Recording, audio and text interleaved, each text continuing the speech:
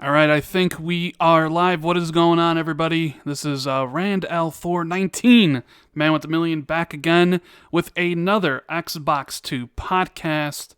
And with me, as always, the masher of buttons. Maybe you guys will hear it a lot because I've been hearing it pretty much pre-podcast. The one and only Jez Corden of Windows I wonder if Central. sorry, sorry, I cut you off there. I was just gonna say, I wonder if it's the And I correct think microphone we that are. I'm using right now. Probably should have checked that beforehand, I guess, but no, I think it's the right microphone. I don't know why it's like doing that, but oh well. Oh well. Yeah, so for everybody watching, if you could do us a big favor, hit the like button, and please share this out because YouTube has been doing a horrible job with live shows lately. I noticed that a lot of people's podcasts, like Booms and watching Press Start, and I was on Weapon Wheel podcast over the weekend, they don't show up in the subscription feeds for whatever reason. It's just YouTube being YouTube. So if you could do me and Jez a really big favor, click that share button, send it out on Twitter, let people know that we're live, like the show, subscribe if you're new, all that stuff. We would appreciate it now a lot because YouTube ain't doing their job. And I'm sure you guys have noticed there's the new overlay. Sean LeBrie has kind of put the finishing touches on everything. And I think it looks really good. I sent it to you, Jez, the other day. What did you think of it? What did you think of your little animations with you with the drinking the little the glass and my people's eyebrow raise? I think it looks pretty good. I do think it looks awesome. Sean LeBrie is pretty damn epic at what he does. Can you hear me now? I've adjusted the volumes, by the way. Yes, I hear you. Okay, yeah, I'm seeing it now. It looks really awesome, man. Like, especially with the gameplay there. Like that's me playing Minecraft Dungeons. First ever time playing the full game, by the way. So I apologize if I screw up any combat and stuff like that. But yeah, that's what I've been playing this week. Oh well, actually no, today. I played it for like an hour today. So I can talk a bit about it. Indeed. Yeah. So gameplay. We have I think a little bit of Minecraft Dungeons, and I played some Resident Evil. It'll be there as well when that's when that obviously the Minecraft stuff is over. But we got a big show. There's a lot of stuff to talk about, and we're gonna get started as we always do with the game talk. Right? I played Doom Eternal. I played Resident Evil 3 demo. I'm gonna talk about that. Jez not only has played Minecraft Dungeons, but he's also seen a preview of Gears Tactics, which comes out next month, which I'm very interested in hearing what Jess has to say about that. He has also played Animal Crossing, but nobody here wants to hear him talk about Animal Crossing. I know I don't. What? You don't want to hear me talk about Animal Crossing? No, nobody wants to hear you go on and on and on and on. I am sure that people in chat want to hear about Animal Crossing. No. But before we dive into all that stuff, how's your week been, Jez? How's everything going on? With the state of the world, is everything going okay in your neck of the woods? Man, it's scary times for everyone, I think. Like, I live in the middle of nowhere, so there hasn't been that many cases of the problem that shall not be named, shall we say, here. But I'm more just worried about, like, the economy and stuff like that right now.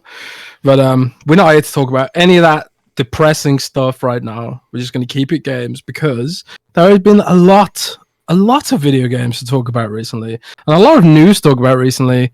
There's been a lot of cool stuff in the news, I guess, if you're a gamer. Yeah, there has been. But some of the topics later are directly going to be talking about the will it or won't it get delayed. Because we did have Microsoft and Sony come out today and issue a statement in regards to COVID-19 about, hey, we have some challenges going on here and we're monitoring the situation. So that's something you always got to think about. But, yeah, let's get into the games talk because it's the most important thing. Do you want to go first? Like, briefly, and I mean briefly, Jez. The utmost of brief.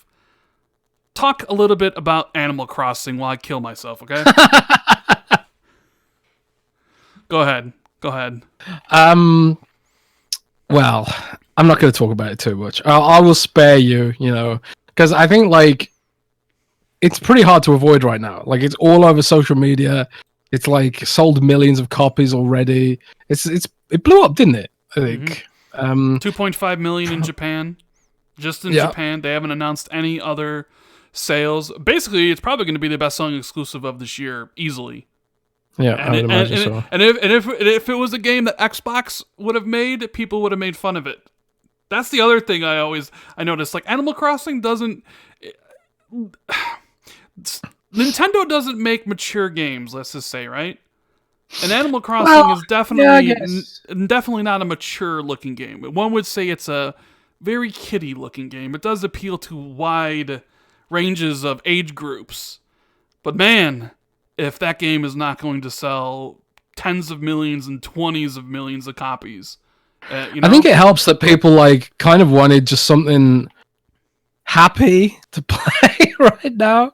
Like it's funny though, like because Microsoft does have they own a brand that is at least superficially similar to Animal Crossing, Viva Pinata. And every now and then I see people saying, "Oh, they should make a new Viva Pinata and stuff." Maybe this will make them reconsider. But I do agree with you that if Microsoft made a new Viva Pinata, like people would laugh at them for it. So, what can you do? What are you gonna do? We got a super chat in from Sin Vendetta. He says, "Please, dear God, no, Jez. Please spare us from hearing about Animal Crossing. It's almost as bad as hearing about Monster Hunter Worlds." Ooh. Ooh, that's mean. Yeah, and Eagles fan 76, shout out to you for the support. He says, Jez, Minecraft dungeons get RT treatment on Xbox Series X. I'm assuming he means ray tracing. Ray tracing. I would imagine so because it's Unreal Engine, baby. It's Unreal Engine, so. Unreal Engine. So tell me, in like 2 minutes or less, 3 minutes, it's like, what are your feelings about Animal Crossing? It's just fun, man. It's kind of like, I'm not going to talk about it too much, like I said, but it's just like you just live. You know, it's got that sort of Minecraft sort of angle to it, where you just sort of, you know, you're chilling on a farm, selling stuff, and you know, crafting and building up your village and stuff. It's literally that sort of gameplay loop. I guess Minecraft also has the survival stuff, which is why, like, I think like I still prefer Minecraft, but you know, it's something to play, you know. And also, it's time gated, so it's kind of like you play for like 45 minutes or so a day, and then like you can't really do anything else till the next day. Right. So it doesn't like demand too much of your time, unless you're one of these people who like change the system clock so you can time travelers as that because you can change the system clock and speed everything up and all that stuff and get more things, which is frowned upon, right? Like people frown upon that. Some people, at least. Yeah, it's like I kind of like, why would you bother? Like part of the enjoyment is, you know, building that up. You know, it's going to be fun to see what, like, because the seasons change, right? The day cycle matches real life, and the seasons change like real life. That's why you choose like your hemisphere when you play the game. It's like, are you in the northern hemisphere or the southern hemisphere? And the seasons match your real life season and stuff like that. If you like time traveling, that kind of defeats the point of that mechanic to me. But you know, however people want to play, I suppose, is kind of the point. Yeah, shout out to the Darj Knight, Darj. With the super chat, he says, loving that overlay, lad. Stay safe, everybody. Yes, indeed, everybody stay safe. The world's a little bit crazy right now. Yes, it is. I have been practicing social distancing. I don't think I haven't gone out of the house in a few days. You know, don't want to go out there. Or, you know, I don't live in Chicago. When people ask where I live, I say Chicago because most people know where Chicago is. They know it's in Illinois. But I don't actually live in Chicago. I live in a southern suburb, you know, but still, it's a fairly big southern suburb. And it's like, it's definitely a ghost town compared to what it normally is. So it's like you go to the store, you kind of like, because I'm not worried about like myself getting sick, even though like I would get hit with the huge bill. I'm worried about like passing on to my dad or my mother, or maybe even giving it to my sisters. Like, who knows what would happen, right? So it's not necessarily I'm worried about me. I'm worried about other people. And that's it for most people, I think.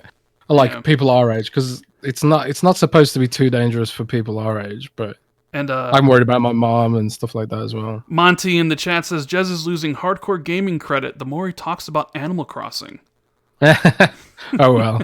And I gotta Shout out to everybody in the chat. We got Gunstar, Darj, Milky Way, Obi-Wan, Z-Black Rider, Devin. I saw little bitch Zocker up in there. Sin Vendetta, Lethal Papa, QW Vampire, QW. Thanks for your turning out today for the podcast, guys. Sorry it's on Friday. Me and Jazz really weren't feeling it on Wednesday. We're just like, let's just wait for Friday. And Jazz was like, well, I can talk about Gears Tactics then. So, shout out to Sin for another super chat. And he says, and Jazz, I'm totally kidding. I just know Animal Crossing just isn't for me, but I'm glad you enjoy it. Oh, that's nice. So, bless him. You're liking Animal Crossing. I'm never going to play it. I know you're probably thinking of some way to get me to play Animal Crossing. It's never going to happen. Never, ever going to happen. But you know what? Gears Tactics. I think people, we're going to talk about Minecraft and Doom and all this stuff. Gears Tactics, what is this? The game from Splash Damage? It's a turn-based tactic style XCOM game. Yeah, it's like, how to describe it? It's basically XCOM. Like, if you've ever played XCOM, you'll know exactly what kind of game it is. It's like, it's not quite, I don't know why they don't call them an RPG, because they do have tons of RPG mechanics, but it's got a linear story, doesn't really have any sort of like a lot of RPGs, you can make choices and decisions and stuff like that. I know Gears 5 flirted with that a bit, those sorts of features as well. But it's a turn-based strategy game. It's like an XCOM game. I don't know what the genre's called. Like, is it XCOM-like strategy game? I don't know.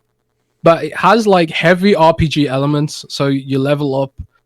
There's talents and skills and classes and gear and weapon mods. It's a really deep game. It's way deeper than any previous Gears game that I've played. Well, I've played all of them. It's just more deep than any Gears game. Like, period. Now, nothing comes close to it. To be fair, you haven't actually played Gears Tactics. Oh yeah, well, no, I haven't. I haven't played Gears Tactics, but because of all the the issues around the world, what Microsoft did was they did like a virtual preview event where they controlled the game and you could tell them what to do. So like I sort of played it remotely in a way, sort of. And I got to see it being played for about an hour, and I got talked through all the systems and all the cool stuff that's coming to the game. So like I have a pretty good idea of what to expect at this point. And it's coming out in April for PC, and then like a month later. Yeah, so for sure it is coming to Xbox, and if I had to guess, I think it'll probably be a launch window game for Xbox Series X. Yeah, I think given what's going on in the world with game delays, I wouldn't be surprised if they hold Gears Tactics back specifically to launch of the Xbox Series X, because it looks like hardware is not going to be too affected. Like, I've seen like a lot of the Chinese factories are spinning back up now, and Microsoft has given advisories saying that like they don't expect a big impact to their hardware plans for this year. Like the Surface devices are going ahead, and the Xbox Series X is supposedly going ahead. I mean, that could all change. Like, we don't know what's going on. Everything's crazy. Every day feels different. We don't know what kind of disruption. We don't know what kind of state the world will be in November. Like, what if we go full division? I hope not, but God, it's scary right now. But I think there is going to be a big wave of game delays probably around the fall. So if I was Microsoft, it makes kind of sense to try and like hold some stuff back for Xbox Series X. And I think like the way I saw Gears Tactics was, it feels pretty much ready to go on Xbox because you can play it with a controller, right? It's fully compatible with the Xbox controller already, even though like they didn't want to talk about it and they didn't want to like there were kids saying, oh, it's keyboard first, keyboard and mouse first, blah blah blah. But no, it's going to be fully playable with controller on PC at launch for those who want to do it. So, it's I would hold it back for probably Xbox Series X, because what if all those games that I plan to launch with it get delayed? That's true. I mean, we already know Gears 5 is getting enhanced for the new console, ray tracing, probably maybe 120 frames even. obviously native 4K. There's rumors that there's going to be a single player expansion to the title. So I can imagine like Series X comes out, Gears 5 is enhanced, there's a new playable expansion, and all just so happens that Gears Tactics is here too, all within Game Pass. Now, Gears Tactics, they were boasting like 40 hours of gameplay, a deep story. How's the story from what you've seen in the cinematics? How'd those look? So the story's like, I didn't see too much of it, and I want to be careful because I don't want to be like, oh, it's going to be a massive story because I have no idea right now. But the cinematics that they did show us were super good, like Gears 5 level quality, great acting, great scenery. The new villain is really interesting. So like the new villain's called Ukon, and he's like a super intelligent locust, you know, going on with the strategy theme of the game. And he sort of fills in some of the gaps in the game's lore. He's where they got their engineering, got their sort of the Brumac and the Corpser and all those sort of weird monsters that didn't really seem to fit. He's the reason for those monsters. So like the Tickers, you know, all those like weird monsters that aren't the Locust. Mm-hmm. They're all because of this guy Ukon or whatever, and his sect. He's like sect of scientists. And apparently there's going to be a novel that goes along with the game, a prequel novel that sort of covers this a bit more in depth. Because like Gears of War has like a few novels, and if you're a fan of the story and stuff, you know, there'll be more stuff there for you. Basically. And this one you play as Kate's dad, right? Yes and no. So Kate's dad is the main character. He's like Gabe Diaz is the main character, and he's a strategist. You know, because you're basically a strategist in the game. And it's sort of like it follows along that you're sort of trying to get the remnants of the cog back together so you can mount an assault, you know, a counter-strike on the Locust, because of course, as we know, bad things happen. Bad things Gears. Always happen in Gears of War games. Yeah. So this takes place, I think it's 12 years before the first game. So like you play Gears of War 1 and the world's completely destroyed. This is about how the world got destroyed, basically. It goes into like all the, what are they called now? The Hammer of Dawn, the firings of the Hammer of Dawn and all that sort of stuff. It goes into all that stuff. There's a bunch of new characters. You know, find out Gabe Diaz's backstory, which is obviously Kate's backstory too. And find out tons of twists and turns and secrets. And they also like, there was a pretty big spoiler in the preview, which I won't spoil, but it was kind of like, it gave me the impression that this is really a plot that they really want people to remember. It's not just a throwaway plot. It seems like they've invested quite a lot into it, is what I'm saying. So I'm like most interested in it because of that, because I like the Gears story. I want to see where it's going. And I think some of the stuff that happens in Gears Tactics will inform the future of the saga. Well, yeah, that was what I was going to ask. So you think in Gears 5 they stuck their middle toe, you know, their big toe into the pool of open world, right? They even did some light RPG elements with Jack, right? But they didn't go all the way. Now, Rod Ferguson, he's gone from the studio. He's over chilling with Mike Ibarra over at Blizzard, overseeing Diablo. Now you have Gears Tactics coming in a month. I've seen the screen that you have in your article talking about like progression. You can choose like what skills to, you know, skill tree to go up through. Do you think some of that will make its way to Gear 6 and make it, okay, now we're going to go full open world or maybe like full RPG where it's not just Jack, but like the characters themselves that get upgraded? Do you think any of that spills over? I would like to hope so. Some of the stuff in Gears Tactics was like super deep. Like there's 5 character classes and each character class has like 4 quadrants of skills they can specialize into. And then on top of that, you've got like a whole loot system with weapon mods. So you can change scopes, barrels, stocks, and all sorts of stuff to customize your playstyle. And then like each squad has 6 soldiers in it. So you can get quite complicated, you know.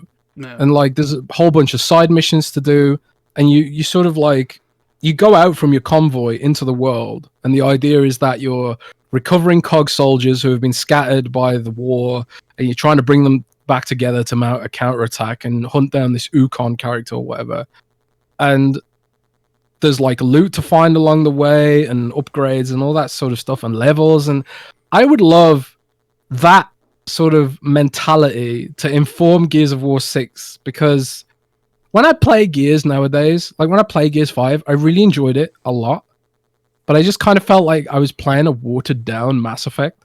It's gotten to that point now where it's kind of like, this plays just like Mass Effect now. You've got the abilities like an infiltrator in Mass Effect on Jack, but it doesn't have any of the dialogue trees. It doesn't have any of the RPG mechanics.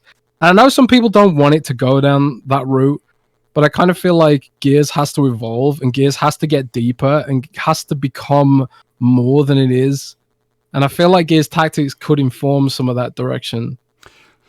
So what's last question before we move on? But what separates this Gears Tactics game, say, from other tactics games like XCOM? Honestly, not a lot. It looks and seems to play very similarly to XCOM. Obviously, it has better visuals than XCOM. XCOM's got kind of like a cartoony aesthetic. This has like a pure Gears realistic aesthetic, grisly with all the violence and gore from Gears of War and stuff like that. So I think like it's a more attractive game than XCOM personally. Like, and I'm a big XCOM fan, and I do like the XCOM style, but I like the realism of Gears a bit more. So it brings that to the table, but it also it tweaks some of the XCOM staple abilities. Like Overwatch is more complicated and more dynamic, and just sort of there's lots of little things really. And also the big set piece boss battles. Like there was a Corpser, huge boss battle that could rain death on a huge portion of the screen. Like I don't recall XCOM 2 having any huge boss battles. Like it had bosses, but they were sort of smaller, larger soldier units.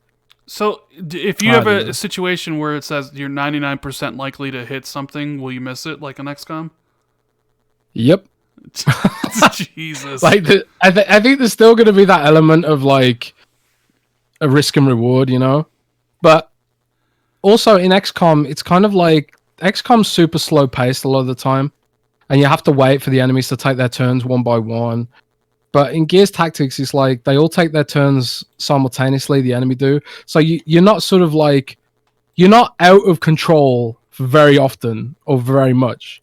And also the action points stack up, and there's loads of abilities that let you keep your action points rolling.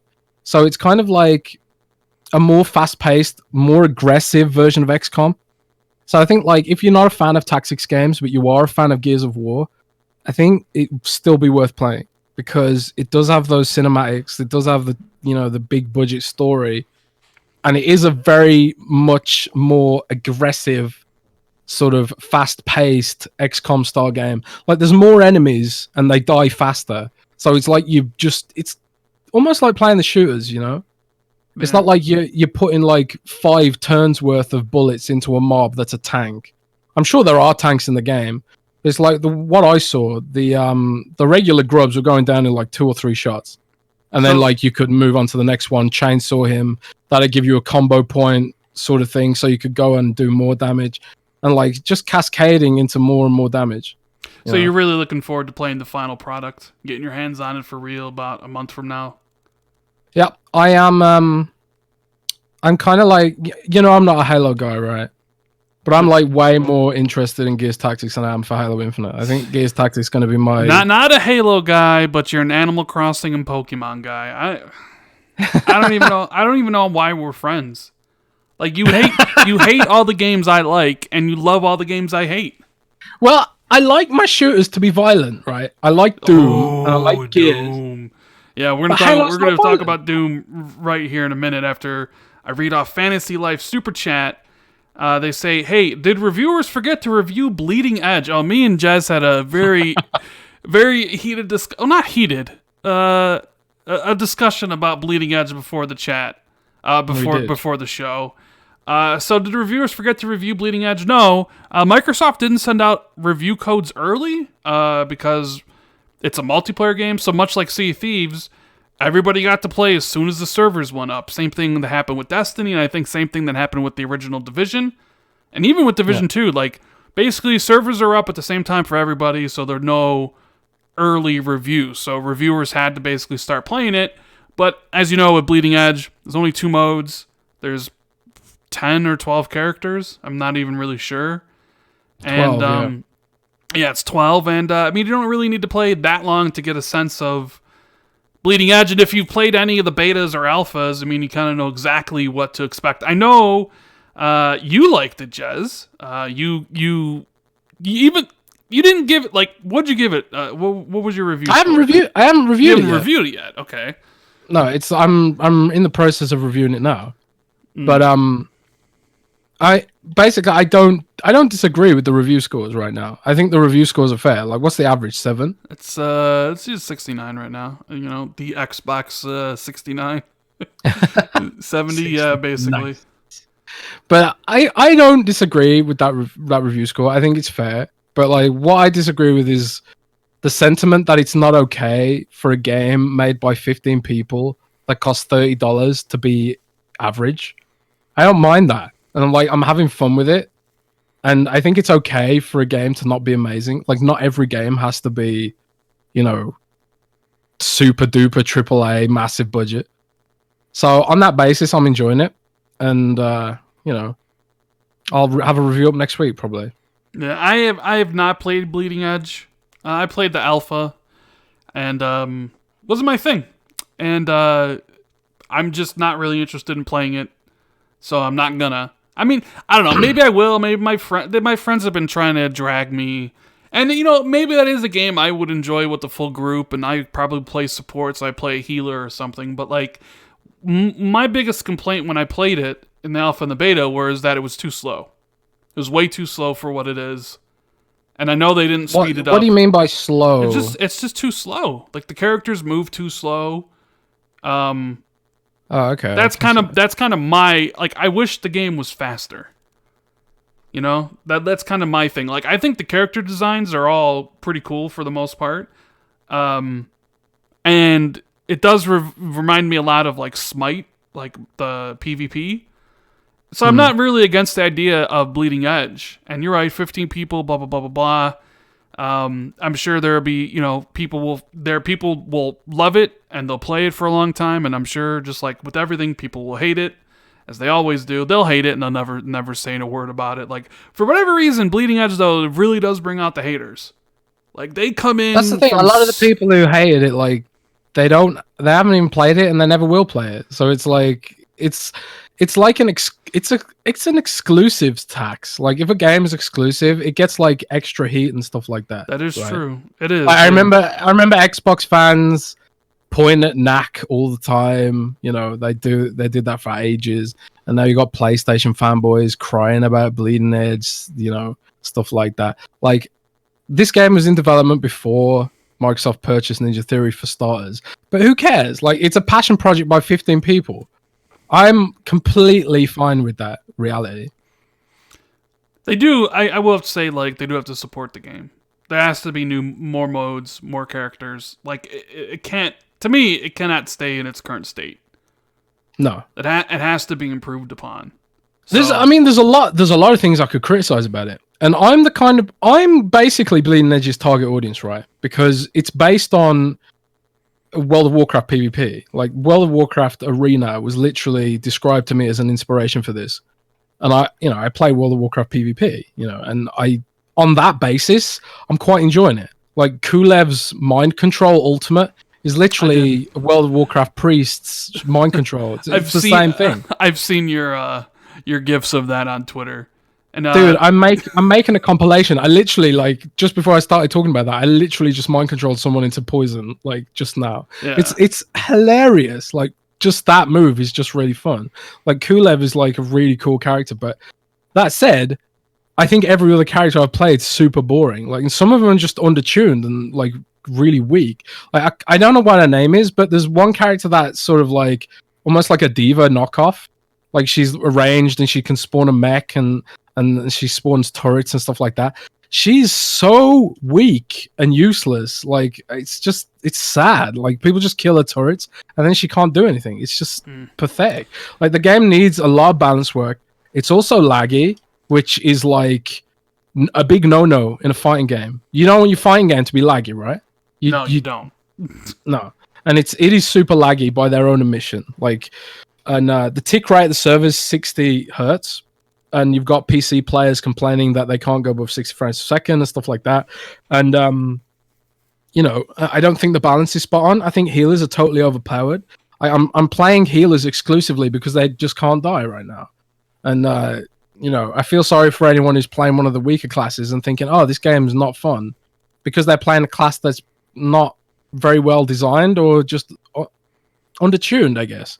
So it needs a lot of work, but it's the kind of work that could only happen when the game was live. Like you're not going to get enough data to figure out which classes are performing and which aren't and stuff like that. But like Microsoft has this thing, Rand, which bugs me. They won't release any of their own games into early access for some reason. Well, I mean, you could argue Sea of Thieves launched early access. No, but by branding wise, it didn't though. Well, because they're Microsoft, and it would look bad if Microsoft released an early access game. But they are with Grounded. Like, Grounded is actually coming to preview, so they are. Well, that's good. That's good because like it takes the heat off the game to be flawless on day one, and I don't think Bleeding Edge is a game that could be balanced properly out of the gate. I just don't think it could be. So like the only way you could do that is to stick it into early access, and honestly. That's kind of it feels like that's what I'm playing right now. It's an early access game. It feels like it doesn't have much content. It doesn't have many skins. Like all the skins are color swaps, which is a far cry from like other MOBAs out there, like Smite and Overwatch and all the games this is going to be compared to. It has nowhere near as much content. It should have been an early access game, but Microsoft won't do it. So fair enough. Shout out to Dead Captain James for the super chat. Says, Jez, you're a fraud. Just kidding. He's hyped for Gears Tactics as well. So that's good. And then the Oozman, he says, keep on socially distancing, chaps. Oh, yeah, we keep on doing that. I am like an expert at social distancing, Like, I'm like so good at it. Yeah. So, Jez, I've been playing Doom Eternal. I played it a little bit earlier today. Oh, my fucking God. Is that game amazing? Like... I mean, I listened to you talk about it on the podcast last week, and I read some reviews, and I was like, okay, but like hearing about it and then playing it, two totally separate things. And the biggest thing for me was that I was expecting something very similar to 2016, and it's something completely different from Doom 2016. Like, it's a sequel, but the way it's all set up, with the limited ammo and the limited resources, the fact that, like, the game wants you to constantly switch weapons all the time, and I find myself in the beginning, right? So, first up, the game looks incredible. Runs great on Xbox One X. The HDR in this thing is ridiculous. I posted a little clip of the level I'm on when you're back in hell after you get your sword, Jez. You know what I'm talking about? Yep. And there's that demon that's, like, chained up with lava pouring out of his mouth. Yep. And like I'm just like the art in this game, the level design in this game, like so good. But then I love not only the progression of your character of like, okay, so you get a weapon mod, you make it better. You get a Praetor suit coin to improve your suit. You get a crystal shard to give yourself more health. So Doom guy is improving as you're improving. Like, I thought the game was pretty difficult at the beginning because you don't really have a lot of options. You don't have a lot of weapons. And they kind of really do overwhelm you with enemies. And even on normal, which I started on normal, but I boosted it up to, I think, like ultra violence, which is above normal. Like, you die pretty easily. Like, the enemies are no joke. But like where I did it the other way around. Like because I reviewed Doom 2016 on ultraviolence, and I thought, oh well, I'll do that again for this one. But it was like Man, I think this is too tough. I'm probably not going to make embargo if I keep playing it on ultraviolet. So I actually bumped the difficulty down. Well, that's the thing. I boosted it up because eventually, when you get all the tools, when you get all the different weapons, and when you upgrade yourself, it kind of almost becomes a little bit too, like, I'm not going to say easy, but like, you are getting better just as Doom guy is getting better. So I kind of wanted like an extra challenge. Because like eventually you get like, oh, I have my grenades all the way maxed out, so it's like I can shoot out a freeze bomb and then shoot out 2 grenades without reloading. Switch to my rocket launcher and fire off a round. You know, switch to the double-barreled shotgun. Use the flame chain and pull myself to somebody and shoot him. Switch to another weapon like the plasma rifle and just unload, and then switch to the minigun and use that. And it's just a dance of death all over the place. And it's so enjoyable. Dance of death. It's like a dance of death. Yeah. I wish I'd put that in my review now. That's a cool quote, man. That's marketable. It's so good, man. And like they added like the little platforming sections, which well, here's the thing. I love them. I love them. You're a terrible opinion. Well, because I like exploring. So I've been finding all the collectibles and stuff. Well, that's the thing. I wouldn't mind the platforming if it was purely for exploring, but when it's like I've just had this like adrenaline pumping, amazing combat sequence, and then I have to like scurry up walls like a cockroach, and then like awkwardly double jump across platforms and jump through hoops. See, I like the double jump, and I think I don't know, it gives the world a little bit more lived in place. I know like the poles standing out that you do little swings on can like kind of stand out or whatever, but like I don't know, it feels like the world's bigger and more lived in. And the combat arenas some of them are big, some of them are small. You got the Slayer gates, which those are really fine-tuned, huge challenges where they throw literally everything at you. And at first, like you said, yeah, it's freaking hard, man. It's tough because you don't have the weapons. But where I'm at now, like I just beat Tarzan Abad, I got my sword, and people say that's the hardest level in the game. I think I died once. I was just mowing enemies down. I was just like, boom, freeze bomb, like rocket launcher, boom, grenade mod for my shotgun, switch to the minigun and just mow people down, boom, switch to the BFG, which then I also got the Unmaker now too, that weapon in the ship. Because I did all you went for ammo upgrades first, right? I kind of did health and ammo, yeah. Yeah, same. So I had like health and ammo maxed out. So now I only got like one more armor thing. But my God, is this game so good? Like I like Doom 16, but I wasn't in love with Doom 2016. So for me, I like this game a lot better because it makes you play differently. It makes you, I don't know, it makes you appreciate all the different weapons and tools. I mean, basically you have the fodder enemy all around you, right? And you use the chainsaw, which it's awesome. It's just a button press instead of an actual weapon to refill your health. They give you the flamethrower so you can light enemies on fire, which will drop armor, right? And then obviously when you stagger enemies, you basically use them to get health. And then if you stagger 2 enemies in a row, you basically charge up your blood punch, which is just, it's like all the systems work so well together that I'm just having, I don't know, like I thought Ori was going to be easily. Like here I was thinking Ori was going to be, it's my favorite game of the year. And then Doom Eternal comes and it's like, hey, wait a minute here. Like wait till the last boss. Well, okay, yeah. So, but here's the thing. You ain't seen nothing yet. So people said that the Marauder is a bitch. And that's where a lot of people tuned out of Doom Eternal. Like the Marauder's like, oh, it's not fun and it's too hard. Are people pussies? Like, the Marauder is a super easy guy to kill. I don't understand.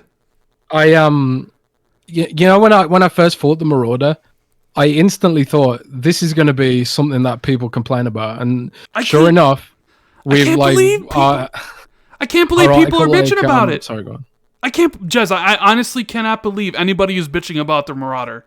Well, check out on YouTube, like how to kill the Marauder. Like the videos on that have like millions of hits. He's so easy to kill.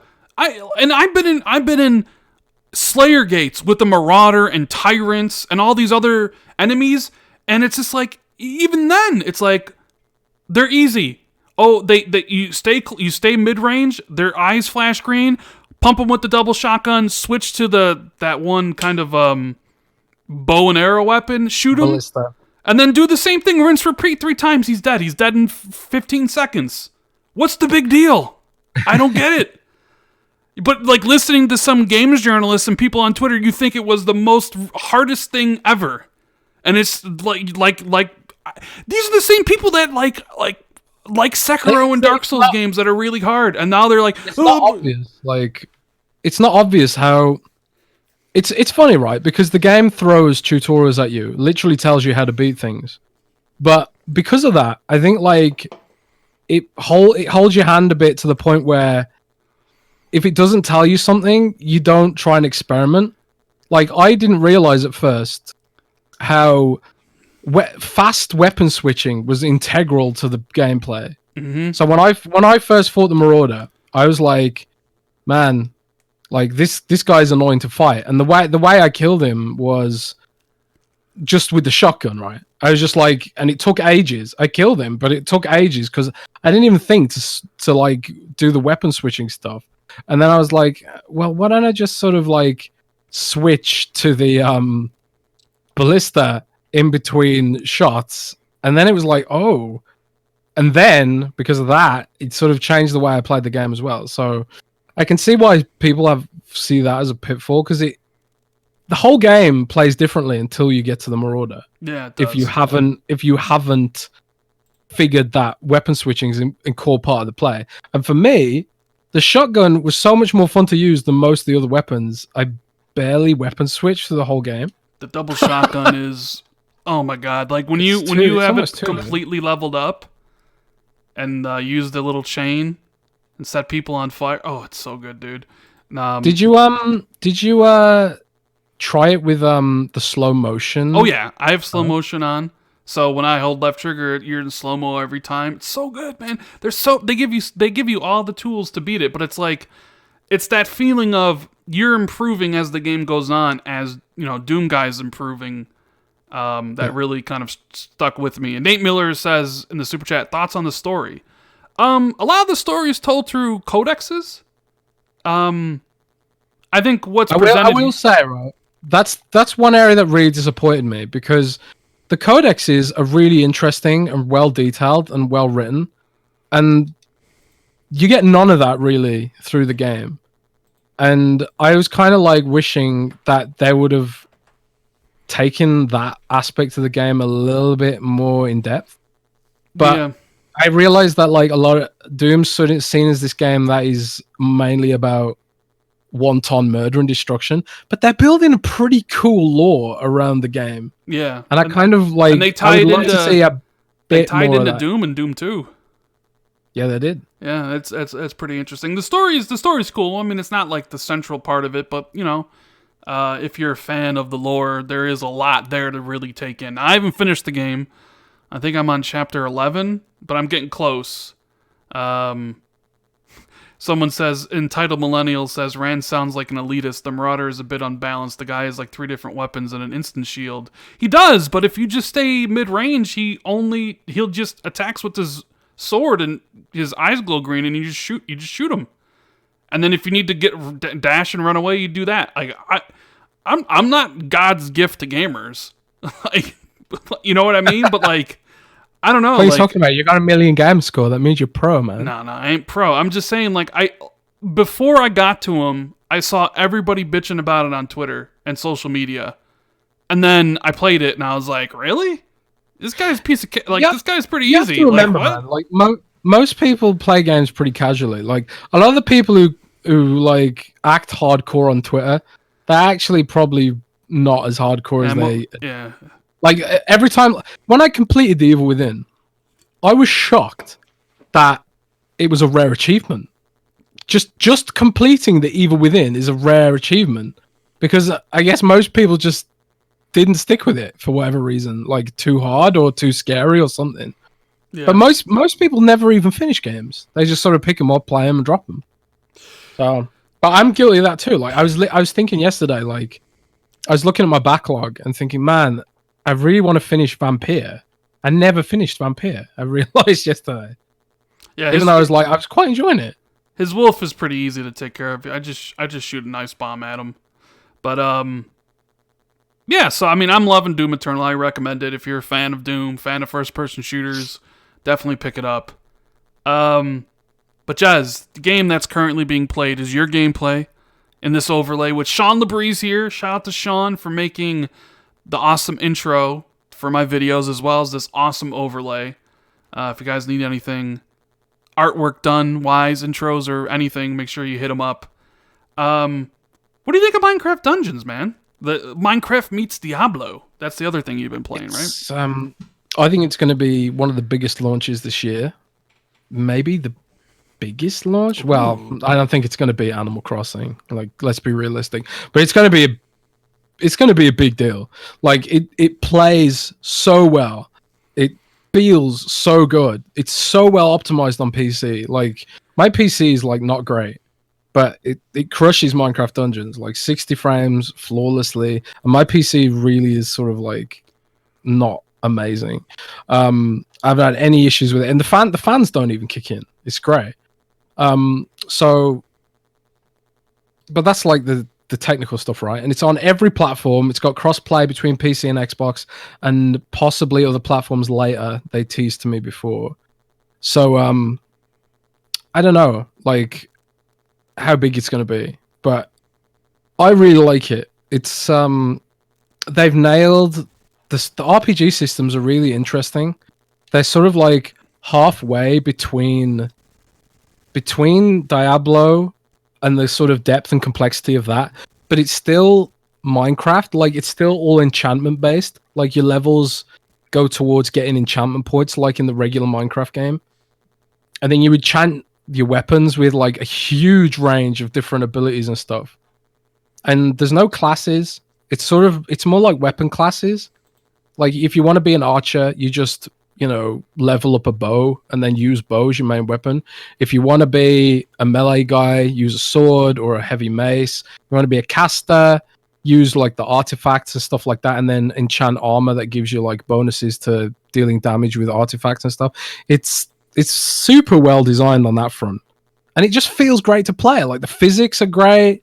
Like, when you hit a monster, they go flying across the screen. The part of physics are great. The lighting and the graphics are great, vibrant and interesting.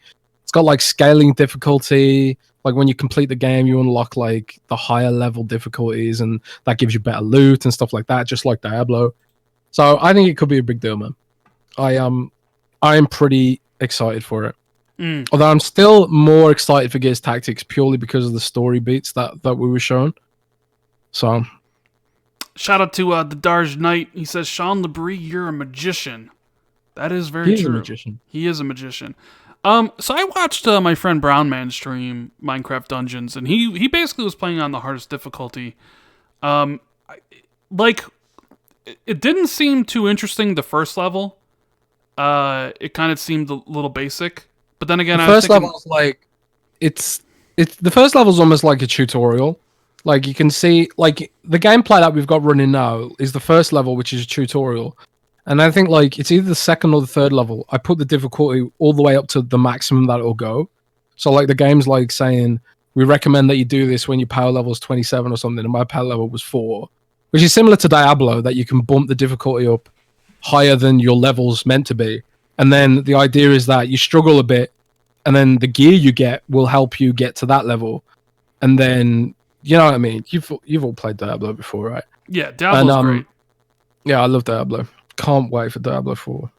My God, that game's just going to be incredible. But it was tough, man. Like, on the maximum difficulty, I was breezing through it, and then like every now and then that arch illager dude shows up and he spawns a ton of mobs. Like, a ton of mobs. I'm talking like 20 mobs on screen, all around you. So it's like you have to like kite them and stuff. And then there are boss fights too, and they're like randomly generated. There's like a pool of boss mobs, and like either they spawn as mini bosses and they have so much health, and then at the end of the level they'll spawn as a big boss and they'll have a ton of health. And this dude, like this evoker dude on maximum difficulty, he was absolutely wrecking me. And like, I think you get like 3 lives per level before like you have to go back to camp. So like, you get three respawns per level, and if you die a third time, you have to go back to camp and start over. But like, I think I died twice trying to get this evoker down. He was like super powerful, and he had like typical boss style mechanics. Like he was spawning spikes or some kind of like jaws out of the ground that were trying to eat me, spawning like these little floating creepy cherub things that were chasing me around. It was just sweet, man. Like if you're watching the gameplay video on YouTube, you'll see it. Yeah. And also the gameplay is on Windows Central's gameplay channel. When's the game supposed to come out? It's now, this is weird because it might be delayed. They've said that they're trying to get the game ready for April, which is they've said is April officially. I think like a lot of websites are listing April 30th, but like their target window is April basically, and it could be delayed because of world events. But what I've experienced so far in the beta on PC is super polished, and I'm pretty confident that they could get it out the door. But you know, I don't know what state the Xbox version is in because I haven't played it. But they're doing they're launching on 4 platforms simultaneously: Xbox, Switch, PlayStation, and PC. It's a big release. It's also, I think, what, $19.99, $20 release. Yeah, $20. God, I can't believe it. It doesn't play like a $20 game, man. And I'm telling you, I think crossplay is coming later. But crossplay for PC and Xbox at launch, and then later maybe for the platforms. And what was the other thing? Man, I forgot what I was just gonna say. 4-player co-op, right? Local and online. Yeah, 4-player co-op, local and online, and it's even got local co-op on PC, which is something you don't see very often. I wonder how that game's going to scale when you play it in co-op, because I watched your footage, I watched Brown Man stream it, you guys both played it solo, and when he turned up the difficulty up really high, that's when it kind of got really interesting. Yeah. So I wondered like how that's going to scale when you actually are playing with friends. I think like, if it's anything like Diablo, I guess things will just get more health and stuff like that. But I have no idea. It plays so nicely. It just feels great. I played like mostly an archer shooting bow, and the bows like have like a little knockback and stuff. So like if you're smart with it, you can keep enemies knocked away from you and stuff. But then like you get like ranged mobs which spawn walls around you, and then all the creepers try and funnel into the wall and blow you up. It's tough, man. But there's no building and no crafting in the game, though. It's just destruction. Minecraft meets Diablo, which is a thing nobody knew they wanted until Mojang announced it, 2 years ago? Like, wait a minute, yeah. Minecraft and Diablo? When they first announced it, I thought it was like some Left 4 Dead style game. And I was like, oh, I don't really want that. But then like when they showed the gameplay and it was isometric and Diablo-y, I was like, oh my god, I do want that. Yeah. No, I mean, I think it looks cool. I definitely gonna check it out. But so the other game I played was the demo of Resident Evil 3. A game I've completed. Yeah, I was gonna ask you because you told me that you've already played the full Resident Evil 3 and you've beaten it. I was wondering if you could actually say you could on the podcast, but you probably can't actually say what you think of the game, right? I can't say what I think of the game, but you know. But you could say what you thought of the demo. I can say what I thought of the demo. I like the demo a lot. I think like it's tough because like I'm technically under embargo for the review of Resident Evil, which is dropping next week at some point. I can't remember off the top of my head which day it's dropping, but look out for that. And I think, like, you know, if you're a fan of Resident Evil, you're gonna want to check it out. Yeah, so the gameplay should be coming up here soon if it's not already up, depending on how long the podcast has been going. But I will say the game looks great. It didn't run particularly too well, and I hope that's an issue just with the demo and not with the full release. I did get a sense of deja vu, like been here, done that. You know. Like, it was like, I just played this game? And then I think, like, oh yeah, it was January of last year that Resident Evil 2 was out. So, I don't know. I wonder if I'm gonna like this Resident Evil 3 game as much as I liked Resident Evil 2, just because of that. Because it really does seem like the only thing they added is that like dodge roll, which maybe it's explained a little bit better in the full game, but like I wasn't really sure when you were supposed to do it to get like that like kind of flash of white and you actually roll. You know what I'm talking about when you avoid an enemy's attack? Yep. Don't worry, we'll have a guide up for you, man. We'll have a guide for you. And then the Nemesis, which, whew, yeah, he's definitely different than Mr. X. But yeah, I mean, I still can't wait to play it in a month from now. It's like, I just got this feeling of like, I just played this game and I'm back, which isn't necessarily a bad thing. I just hope it's a decent length. You know, like Resident Evil 2 had Leon's campaign and it had Claire's campaign. But even still, when you played both, it wasn't like they were significantly different. It was just like the beginning, the middle, and the end that was a little bit different, and everything else was the same. And like Resident Evil 3 didn't have, it didn't have that. So it's like if it's just Jill's campaign, I do wonder how long it's gonna be. Like hopefully it's not like too short, you know. But hopefully the game's still good. Like hopefully they got some surprises up their sleeves. Can't say anything. Yeah, I think it's time though to go back to Resident Evil 8. You know, 2 remakes in a row. I think it's Resident Evil 8 first person. But yeah, so I think that's I guess that's everything, right? Everything we've been playing so far this week. I know it's a lot. We do play a lot of games. You know, we don't just talk about, you know, whatever. That wasn't even all the games I played this week. I actually played a lot of games this week. But yes, we should move into the dramatic topics. So yeah, if you guys enjoying the podcast, I see a lot of you in the chat. Make sure you hit the like button, hit the subscribe button if you're new. Share this out on Twitter, and follow me and Jez on social media. Our Twitter links are right there in the overlay alongside our gamer tags if you want to follow us on Xbox. It's funny, like people, I'll get messages like, "Hey, can I add you on Xbox?" And I'll be like, "Sure." It's like, "What's your gamer tag?" And I'm like, Randall Thor 19. It's the same everywhere. It's Randall Thor 19. You know, my gamer tag is just Jez. So like, just how does Jez. Yeah, just Jez. So you know what? Let's talk about this interesting thing about Xbox Series X AMD. Because me and you both, we were talking about this before. But AMD issued like a security leak that somebody is basically blackmailing them because they sold a whole bunch of information regarding a lot of AMD GPU drivers. And one of those information was the Arden GPU, which is apparently the GPU that Series X is using. And that they're holding the information ransom for $100 million. Jez, what is going on here? What's going on with this whole AMD Xbox Series X source code stolen? Is Microsoft looking at like a big hacking fiasco that's going to happen when they release the console? Like, what's going on? Well, first and foremost, I'm not even sure it was the source code that actually was stolen. Some people have told me that that's not exactly what it is. It's not the Xbox.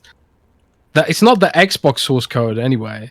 And it's not going to lead to Xbox Series X getting hacked because if it was, Microsoft could patch it because they've got plenty of time to sort it out, and B, I don't even think that's what it is. Whoever thinks they're going to get 100 million for that is like smoking something I would really like to get my hands on. But, you know, it is what it is. I'm not even fully sure what supposedly is being stolen, but from what I understand, it was actually taken from the GitHub repositories, the private GitHub repositories that AMD uses to share code with their, you know, team and stuff like that. But I don't think it's anything really a big deal, to be honest. But so I guess we won't know until later. So let's just say, for hypothetical sake here, it was the source code. How big of an issue would it be then? Well, the fact that it happened now and not later, less so, because they can, account for it. But I don't even think that's what it was. I don't know. I don't really have. There's not a huge amount of information on what exactly was stolen. And the funny thing is, like, the stuff that was stolen has already been posted on hacker sites and stuff. So it's not even like the guy who stole it can get any money because it's already out there now. Right. So, yeah. but the guy claims that he has more stuff, but I think it's a chick. Well, I don't know. And I think it was a chick who stole it. I mean, I know like there was obviously, I think people were saying if it was the source code, then like that could really have an issue with like piracy and hacking eventually. But like you said, I'm pretty sure like AMD said it wasn't that big of a deal. So if they say it's not that big of a deal, then it's probably not that big of a deal. But they do have to lock down their shit, Jez. Because both the Xbox Series X and PlayStation 5 like specifications were leaked in that GitHub thing, like late last year, like basically what the PS5 was and what Series X was. So maybe they do need to take their security precautions a little bit better, huh? Well, I don't know. It's hard because like, how do you force a third party to do that? First of all, second of all, I'm not even sure how this supposed hack happened because it's GitHub, which is super secure. So it sounds like this might have more been social engineering or phishing thing or something like that. I don't think the security has actually been compromised. I think someone got tricked out of giving access, basically. It sounds like. Or it's an ex-employee leaking login codes or something. I don't know. But I don't think it's a big deal. Yeah, I don't think it's a big deal either. I did see a couple people try to like say it was a big deal or whatever, and I'm just like okay, yeah, sure, whatever. Elemenapito, he says in the super chat, any Panzer Dragoon fans out there, Switch got a remake, and you can play the original version from BC Panzer Dragoon Order in 4K as the hidden game. You a fan of Panzer Dragoon, Jez? I never played it. Like my friend from school was like huge on it. I remember. I need to message him at some point, see how he's doing. But I never played it myself. I played that. Oh man, what was that? Crimson something that launched on the Xbox One in 2013. Like the Xbox One. Crimson Skies was it? No. Yeah, Crimson Dragon. Crimson Dragon. Yeah. Was that by the same guys or some kind of like? I think it was. Yeah, like a spiritual thing. So yeah, I played that briefly. I wasn't mind blown by it, but I'm a big fan of stuff like Star Fox and that. So I might give it a try at some point. I'm really loving my Switch lately. Actually, I play my Switch like a lot. So you saw that obviously with the Panzer Dragoon announcement that Elemenapio is talking about. Nintendo had like a mini direct yesterday. Yeah, that was epic. I love Nintendo just dropping them, man. Okay, let me ask you something here, and maybe I'll get some shit for this, but like, were any of the announcements supposed to be cool? Whoa! Like, whoa! Did you not see the Pokemon info they announced? I don't care. So I'm watching it. It's like Bioshock collection and XCOM collection and Borderlands collection. I'm just like, okay, old games. Yeah, but it's sure. Like you can play those portably now. Isn't that cool? And like Xenoblade Remastered, which the difference does look. It's like okay, it's old. Like I don't know. I never played Xenoblade, so I was quite excited about that.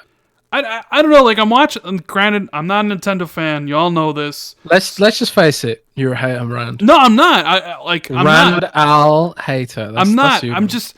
I guess I'll just never be the Nintendo fan that other people are. Because like when I watch that, I'm just like when I watch Xbox shows and when I watch PlayStation shows, I get excited about stuff they show. Whether it's the new games that Microsoft's making or the third parties that show up on their stage. Same thing with PlayStation. Like, oh, new Spider-Man, new God of War, that stuff looks really ridiculous. Oh, new Batman. Like, I get excited about all that. But when I watch a Nintendo Direct, nothing ever really excites me. The only thing that really excited me that Nintendo showed recently was Bayonetta 3, because I like Bayonetta, and I was like, oh, Bayonetta 3, like, yeah, I really want to play that. And then, like, you're gonna laugh, but honestly, that little splash screen for Metroid Prime 4, because I actually really like Metroid Prime. But like, I'm not gonna laugh at that. I love Metroid Prime. But everything else I see from them, I just doesn't. I don't know. I just look at it and just, that's it. And then everybody around's like, oh my god, BioShock Infinite, oh, mobile. I'm like, what? BioShock Infinite, a game that came out in 2013. It's more to do like with the fact that you'll be able to play games that you enjoy from like a different perspective, i.e. portably. And I guess like until xCloud's here, that's still going to be a selling point. And that's even if like xCloud ends up being that great, you know. It might not. It might be like total fail. I mean, it might not work, you know. I mean, I'm not saying if you shouldn't be excited for it, but like, or anybody in chat or whatever, but I'm just saying for me, I don't think there's anything Nintendo can do to excite me with any of their announcements, honestly. Like, I watch the stuff and it's just like, even like trailers for like Legend of Zelda Breath of the Wild, it's just like, okay. It does. I don't know, man. It just doesn't do anything for me. I ain't a big Mario guy. But honestly, like a lot of these games, I'll double dip on. Like I love Darkest Dungeon, for example. You know, I love that game. I got that on Xbox. I got it on PC, and I got it on Switch because, as much as I like the potential of xCloud, it's not available to me yet. So like, I play Darkest Dungeon on my Switch when I don't have access to my Xbox, and it's kind of like I might do that with XCOM as well. I might double dip. So it's on top of those games. If you don't like some of their IP, then fine. It's kind of like me. Like, I don't care about Uncharted. Like, Uncharted will never sell me a PlayStation ever. Like, I've got no interest in it. But it's the same with like Zelda. I'm not a huge Zelda guy, but like Pokemon and Animal Crossing, I might get. And obviously, I love Metroid as well. So those are games that'll sell me.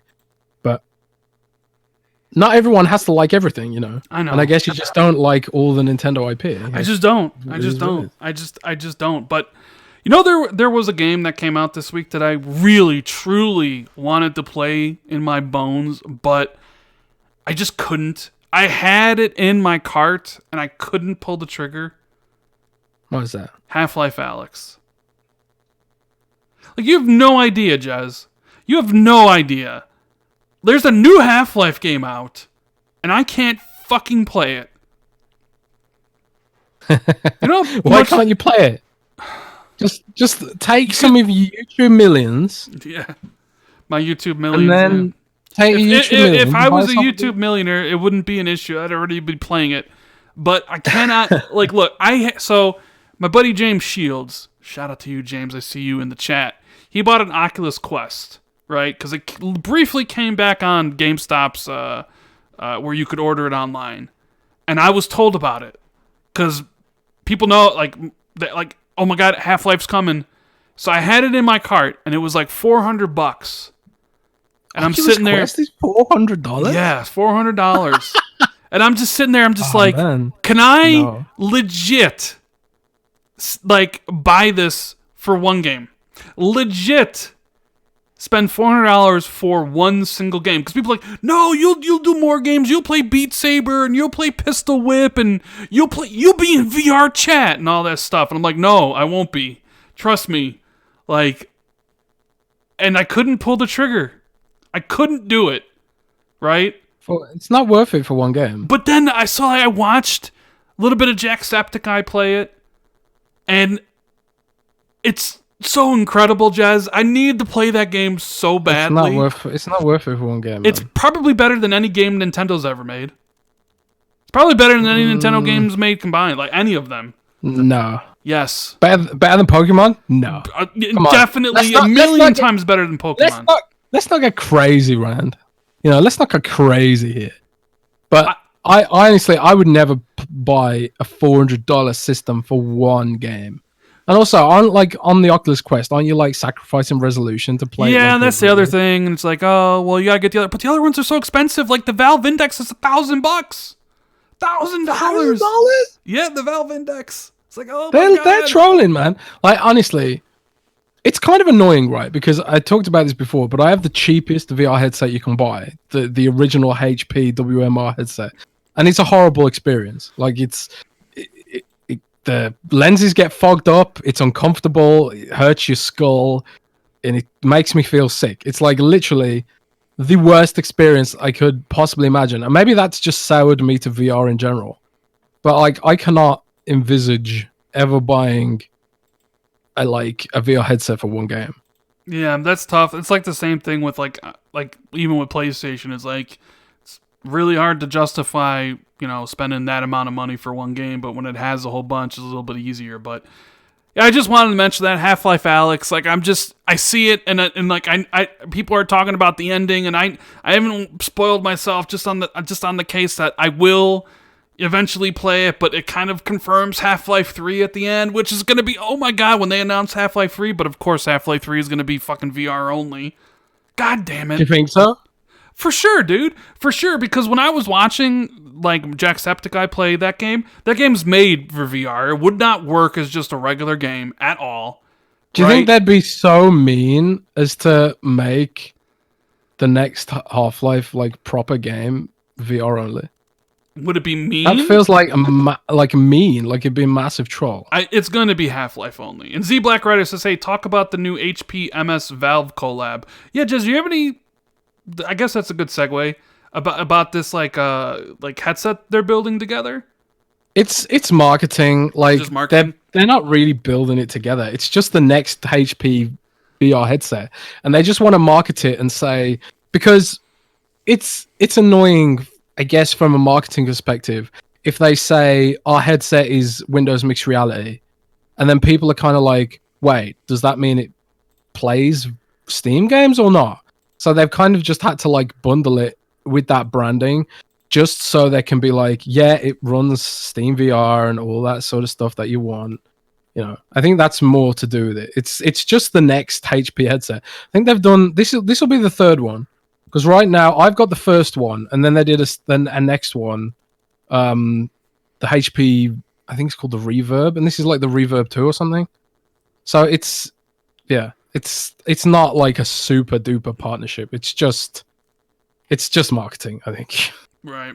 Anyways, moving on from the VR stuff, because I know people get bored of that, but God, there's a new Half-Life game out and I can't play it. I know Half-Life 3 is going to come out at some point, and I'm not going to be able to play that either. Fuck me. Before we move on, do you think they'll bring that to PlayStation VR? There's a good... not PSVR 1. Like, they can't. Right? PSVR, like, it's not powerful enough to run it. So there is a possibility that, Half-Life Alyx comes to PSVR 2.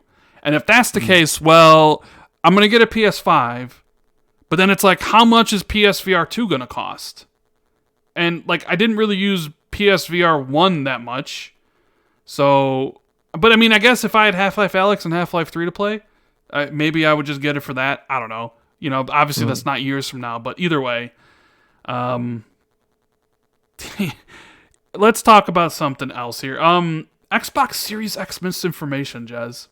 Now, have you been seeing the back and forth on Twitter going on social media about? I try not to, but sometimes it gets retweeted in my feed, and I have to find a new load of people to block and stuff like that.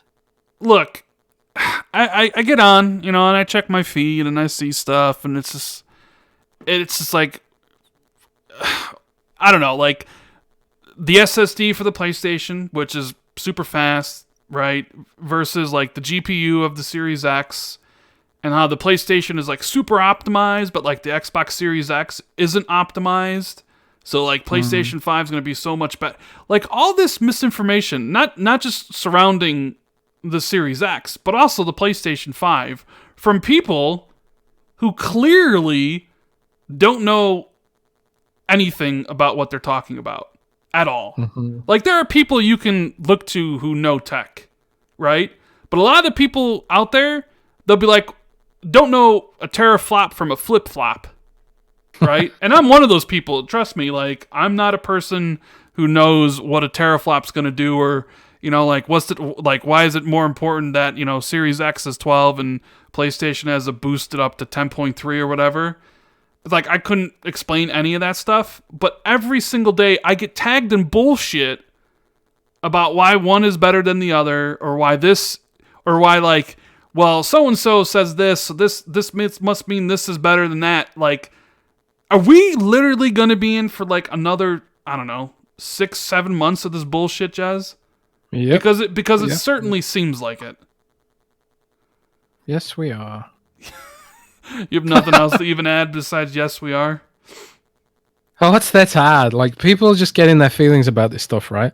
Like, they're emotional towards a brand. And when you're emotional towards something, it's really easy to ignore facts, right? It's really easy to ignore facts. And if there's like some website which posts a lot of fake news, and there was a website recently which had an article up.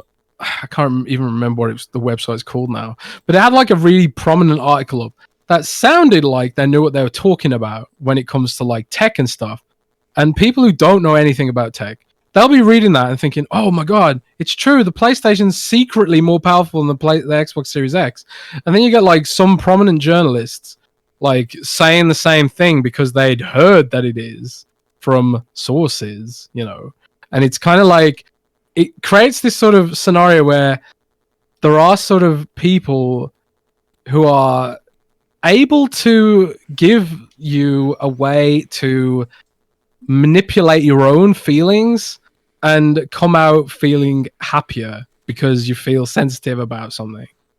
Like, I've explained that in a roundabout sort of way, but do you know what I mean? People can trick themselves into thinking something that isn't true is true, and that's just the world we live in right now. I mean, of course. I mean, look at like the virus and what we're sitting here and what like people say about it, And I don't even want to mention like political stuff, but it's definitely true. Like people believe any narrative they want, even when the truth or the facts are in the complete opposite position. But it's funny because I remember like late last year, the talk was Xbox Series X is behind, and I had known at the time that it wasn't, because like a lot of these people, they don't have Xbox sources.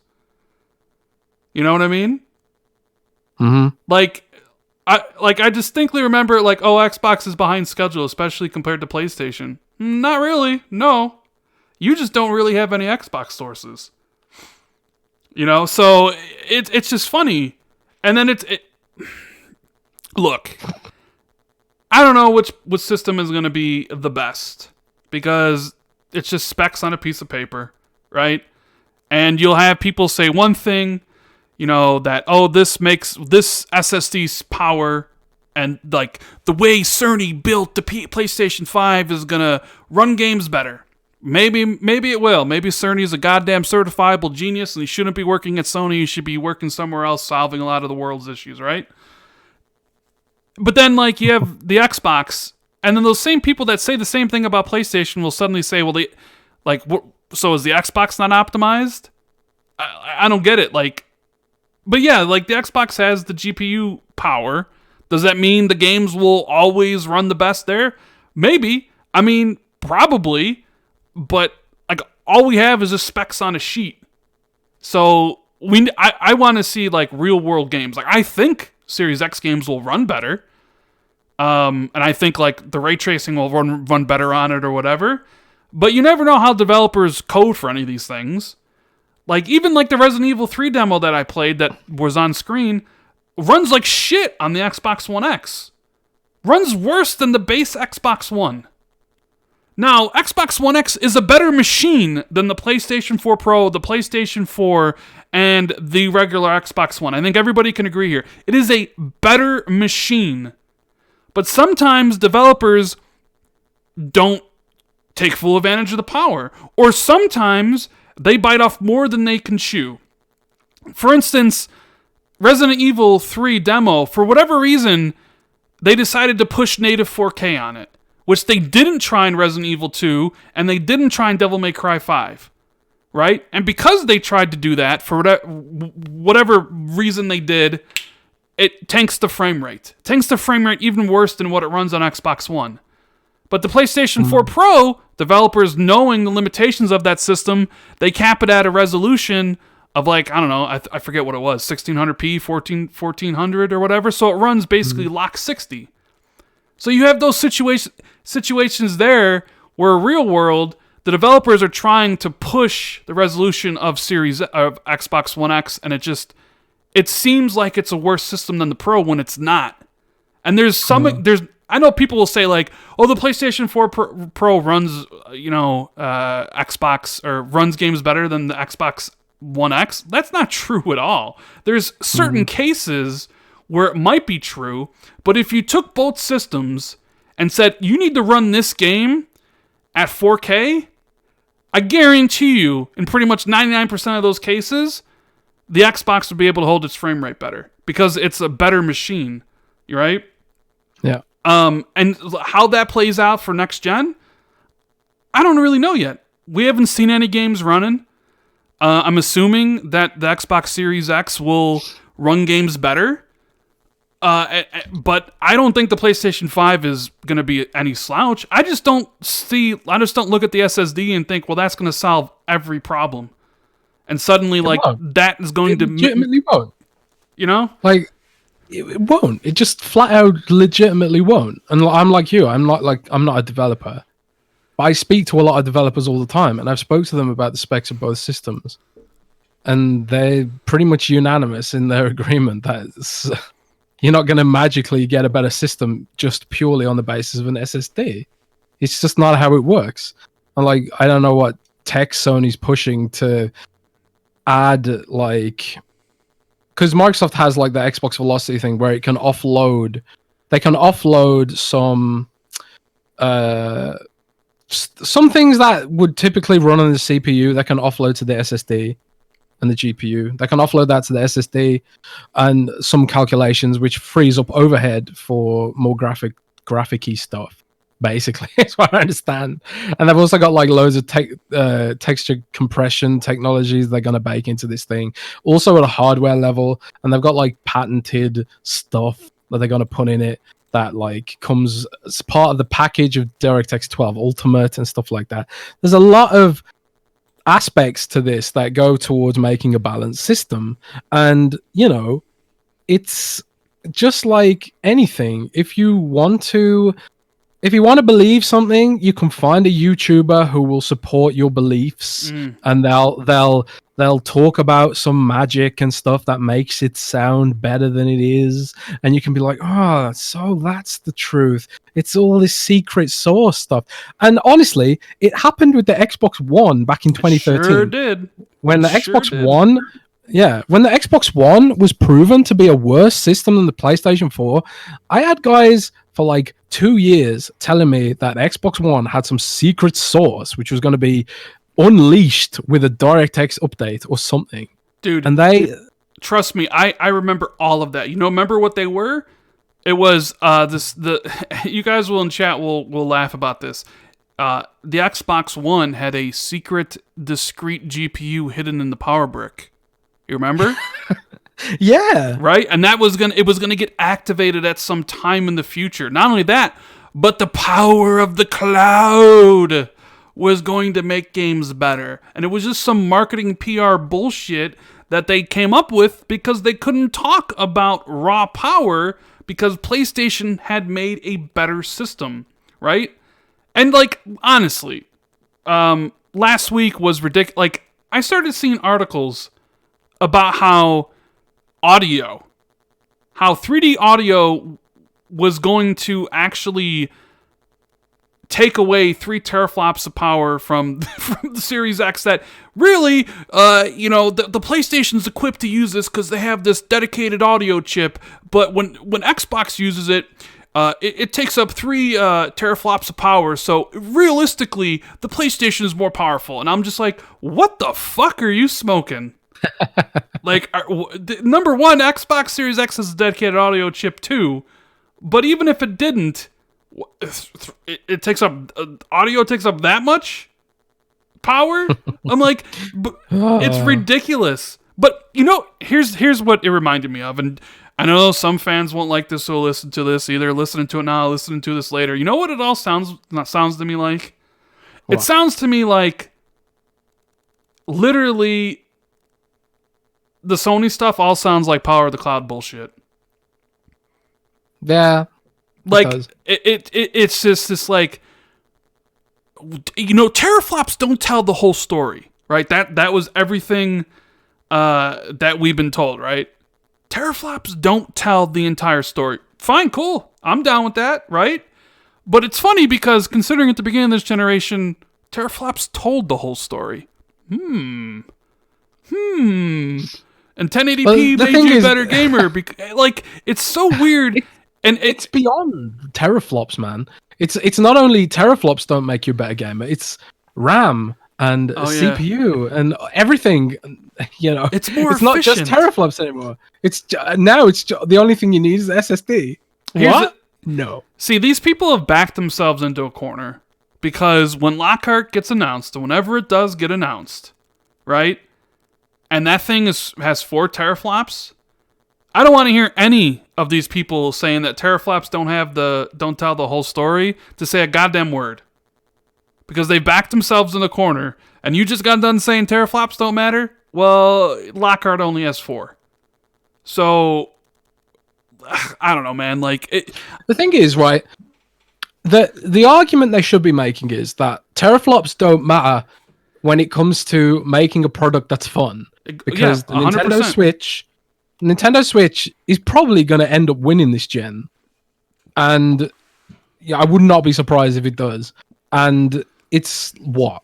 1.2 teraflops? So, it's not all about the teraflops. Teraflops don't mean shit. Like, that's the whole thing. Like, I don't understand why people even talk. Yeah, okay, one has the whatever, but like, what really matters is the games. Like, God of War. Like, look at God of War. Look what they did on the PlayStation. It doesn't really mean much. I don't know. It's like you have the lesser powerful like system. Whatever, accept it. Like, until a PS5 Pro comes out, probably in 3 years, whatever. It's the less powerful system, just like Xbox One was. It's fine, and it's fine. It's perfectly fine. You're either going to have amazing games, and the games are going to look great, and they're going to load really fast. Yeah, they are. They're going to load super fast, but it doesn't matter that it's less powerful. It really doesn't, because Sony has amazing games. They have amazing games, and that's all that really matters when it boils down to it. Like, I wrote an editorial the other week. At the end of the day, all that matters is games. That's what it boils down to. This is all about gaming, and Sony has proven themselves consistently over the years to be a complete leader in that sort of category. So I don't know why these people are in their feelings. You don't have to be in your feelings, because there's like, Sony's going to deliver. They're going to deliver, and they're going to deliver big. Just like Nintendo's delivering big. And like, I believe Xbox is going to deliver big. Like, Xbox is giving us the hardware, and multiplats will look better. Like, Cyberpunk will look best on Xbox One X, Xbox Series X. And, that's just the reality of it. It's probably just going to be the case. But then you'll have developers like Capcom who probably don't prioritize the Xbox, where it might not be the case. And like that's fine too. Like, who cares? Like, they certainly as long as they play. Evil. Yeah. Like, honestly, Monster Hunter World plays better on the PlayStation 4 Pro as well. I don't know. Like, I don't really think any of this stuff really matters. Like, I've always said, Microsoft needed the Power Crown. Like, the Microsoft needs as many advantages over Sony as they can possibly get. They need the price, they need the power, and they're going to have both. Because I think Series X is definitely more powerful, and that might come at a cost, and then Lockhart's definitely going to be way cheaper. And, Microsoft is putting together their reputation about the whole games thing. People want the big AAA experiences, which I think will, they'll get revealed here soon enough.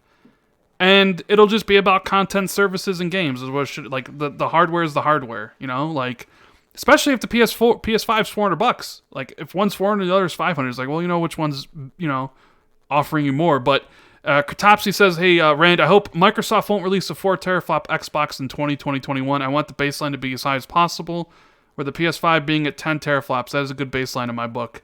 I hate to break it to you, but Lockhart's basically between 4 and 5. So, unless it gets canceled last second, which I don't think it will, I think it's like ever more important, especially now in this economic climate we're in, about a super cheap entry level in the next gen.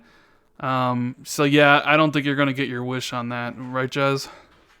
Yeah, it's 4 teraflops. That's what they're telling developers, 4 teraflops. And like, you know, like last year when I was talking about 12 teraflops, I was like, I'm not sure, because I always like to sort of, because you never know until it's actually official. But like the information I had about the Xbox Series X was rock solid. It was 12 teraflops. The clock speeds were all right. The RAM was correct. Everything I had on that was correct. So now, because the information I got about Anaconda is the same packet of information I got about Lockhart, I am now confident to say that yes, it is 4 teraflops because it all came from the same information. And if all the Anaconda stuff was right, all the Lockhart stuff was probably right. Yeah. And if it's not right, I'll be shocked because it'd be weird that half of it was right and half of it wasn't. Know what I mean? Oh yeah, I know what you mean. And have you given any second thought about your weird theory about Lockhart being a handheld? Now you said again, you're calling this a theory. It's not a theory. It's your theory. It's not a theory. Yes. It's a wild dream. A wild dream that's not based in reality. Yeah, it's a wild dream that's not based in reality. That's exactly what it is. Yeah, it's just gonna be a console. It's gonna be a regular old console, and you're gonna be. Do you think it's just gonna be like? Do you think it's gonna be the same design, like where it's like a cube? But I think it's gonna be a GameCube. GameCube. Oh my god, that's kind of cool. I think it's gonna be the same form factor, but a lot smaller. And maybe a different color to signify the difference, but I think it's definitely going to be like, you know, that same form factor size. Given the economic downturn that's inevitably going to happen towards the end of this year, it's probably like weirdly a good thing that they've got this coming. Well, it plays a bigger part now more than ever. I mean, even xCloud plays a bigger part, like the idea of like you can play games on the device that you own, you don't really have to buy one, or your PC. Yeah. I mean, God, I hate even talking about it, thinking about it, like of how bad it is right now, and like what if it gets even worse? You know, like video games are a great hobby. It's like my favorite hobby in the world. Like I love jumping on the Xbox, playing games, hopping in party chats, talking to my friends. It's the best. But like I understand also that it's a form of entertainment. It's definitely something that not everybody can afford to do. But man, like, if the way it keeps on going, like, people won't have the money for it. But then there's Lockhart, especially if both these consoles are $500, $600. If Microsoft can kind of get that Lockhart out there for $300 and get like an entry level where it's like this is a 1080p machine or a 1440p 60 frame machine, and that's what it does, because not everybody has a 4K television, so not everybody needs Xbox Series X. Yeah. Maybe that's a play then. People might be like, you know what? I can't afford $500, $600 right now, but I certainly can afford $300. And with Game Pass, I don't necessarily have to buy any of these games at full price. You know, like Halo's going to be there day one, like any of the Forza games, like all of the Microsoft games, presumably some third-party ones. So it's like you just buy the console, and there's a whole bunch of games you'll be able to play through back and pat or new, where you don't even have to spend any money. So like that becomes even more important. And we've talked about, like, I guess moving on to another subject was Xbox Live has been going through some shit recently, right? It seems all like of Xbox all of Microsoft they've throttled OneDrive so it doesn't overload. They've like lowered the bitrate on Mixer, I think, and stuff like that. Like, not that Mixer's using a huge amount of bandwidth, but you know, they all companies are like throttling themselves. Like Sony announced that they're working with the EU to throttle downloads over PSN because PSN's like a massive resource hog on bandwidth in the EU because we don't have data caps here. So like PSN is like, oh, by the way, all your data is gone now. All your data belongs to us. That's like PSN in Europe. Yeah, And, like it's like every time I log in, there's like seems like there's a new thing with Xbox. Something's down. They put out a PR piece saying that they're seeing like unprecedented demand on Xbox Live. I've heard that's pretty much the case. And do you think? I mean, I would assume like with everything that's going on right now, $10 Game Pass must be pretty popular, right? Yep, I know quite a lot of people who've like jumped on the Game Pass train, especially on PC as well. Like Game Pass on PC is driving like a surprisingly amazing effect that I never thought I would see happen. You remember how like the Microsoft Store was like, well, it still is a bit of a joke, but you remember how it was like a total joke a few years ago, and it had like no content. Mm-hmm. But because of all the devs putting their games into Game Pass for PC, it's actually starting to look fairly respectable now. Like there's like a lot of decent games in the Microsoft Store that you can just buy at retail, just because the devs have put the games into Game Pass. It's almost like Microsoft's like paying devs to join the Microsoft Store. And I suppose the fact they've opened it up to Win32 helps a lot. But like it's weird, you know.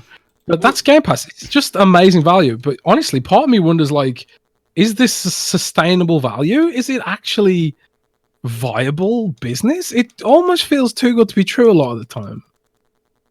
Especially, do you think people aren't spending money? Like, you think people are using Xbox Live and using Game Pass, but they aren't really spending money? Well, this is what I wonder, right? Because I wonder that like because Game Pass is you kind of like when you release services like Game Pass and Xbox Live, you end up training people to change their behavior, right? So it's kind of like Steam. Like there's that whole joke where it's like, oh, I'll wait for a Steam sale, and like a lot of people don't wait for Steam sales, and we can see that from Steam's figures when a game launches, and it's like, oh, but this game now has 100 bajillion concurrent players and stuff. A lot of people do buy day one, but like you are training a lot of people as well to like wait for Steam sales and stuff like that. And I suppose in a different sort of way, a lot, because this is a question I often get from people, is like, is this coming to Game Pass? When will it be in Game Pass and stuff like that? And I suppose for some people, it's kind of like they're almost like changing their behavior to line up with Game Pass and stuff. But I don't know if that's necessarily a bad thing, because people who have the money to buy the games outright, they'll continue to do so. And for people who maybe don't, this gives them a way to get access to those games and maybe Microsoft to monetize those players, whereas before they just wouldn't have been able to afford to do so. So I do wonder about the long-term viability of it. And, I always read these things like Spotify has never made any money, YouTube barely breaks even. Twitch doesn't make any money, yeah. Twitch doesn't make any money because the bandwidth costs outstrip the value they get in return. And a lot of these plays are like, they're long-term plays, and people are like, they're just sort of hoping that one day maybe they will make some money a lot of the time. But it's kind of like, will they though? We always hear from artists and stuff that Spotify doesn't pay out enough money. And there's already been like people criticizing Game Pass, saying like it's going to become a race to the bottom, and like some developers will sell themselves short, and that'll drive down the value of games and stuff like that. And because a lot of those deals are like, they're under NDA, right? So you don't know how much developers are getting paid, and each developer is getting paid a different amount.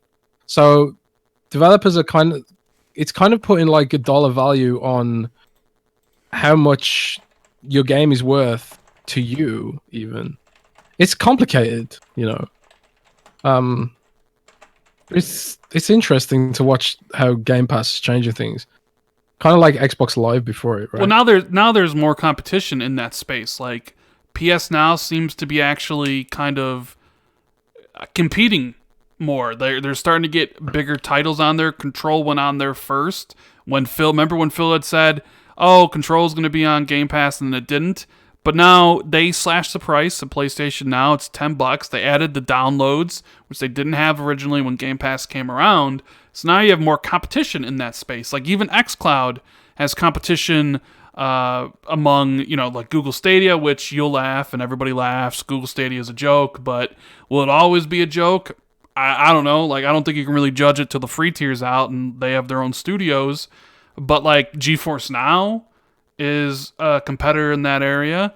So there's a lot of competition. And like the one thing that kind of separates Xbox Game Pass from PlayStation Now right now is Microsoft's willingness to basically put their own games day one into the service and get a lot of games launching day one. PlayStation hasn't really taken that step yet. So do you think they will? I think they will eventually, yes. Like I think at some point next gen, I think PlayStation offers all of their titles in PS Now subscription day one. I don't think it happens anytime soon, though. I still think we're probably 4 years, 5 years away from that happening.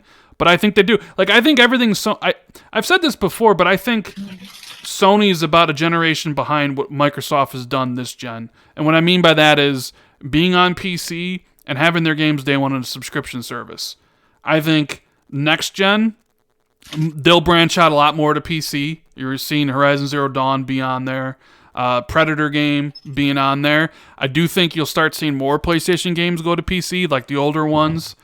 And then I think you'll start seeing like the newer ones head to PC maybe 2 years after they're released. And then that time gap will shrinken. But I do think at some point, the time difference between when they go to PlayStation Now will slowly condense until it's at the point where they're in the subscription day one. I think it's all kind of leading to that area. But that's what I think is going to happen. But like the other thing I found really interesting today was that both Microsoft and Sony put out statements about monitoring studios and delays because of the virus. Did you find that timing weird, or was it just me? Weird way. Weird that they both did it the same day. Because, anyways, so basically, Matt Booty came out and said, hey, we know that gaming connects people during times of social distancing, and we are committed to delivering the highest quality Xbox Game Studio games for our global community of players. At the same time, the health and safety of our Xbox Game Studio development teams is our top priority. Each studio is facing unique challenges and constraints depending on its particular location, and many of our external development partners around the world are similarly affected. So they're talking about their own studios and the second parties that they work with, right? We are supporting our studio leaders to make the right decisions for their teams and their individual games during this challenging time. And then Sony basically came out and said the same thing, that they're carefully monitoring the risk of delays to first and third party PlayStation games, caused by the disruption of the virus. And that both PlayStation and Microsoft said that they don't think it'll affect the plans for Xbox Series X or PlayStation 5 at the end of the year. I just thought it was really interesting that they both came out and pretty much said literally the same thing, right? Because they probably talk, they're probably like, let's put on a coordinated, let's make coordinated expectations on this because we're both in the same boat, Then maybe they did coordinate on that, but it's like it's not a shocker, right?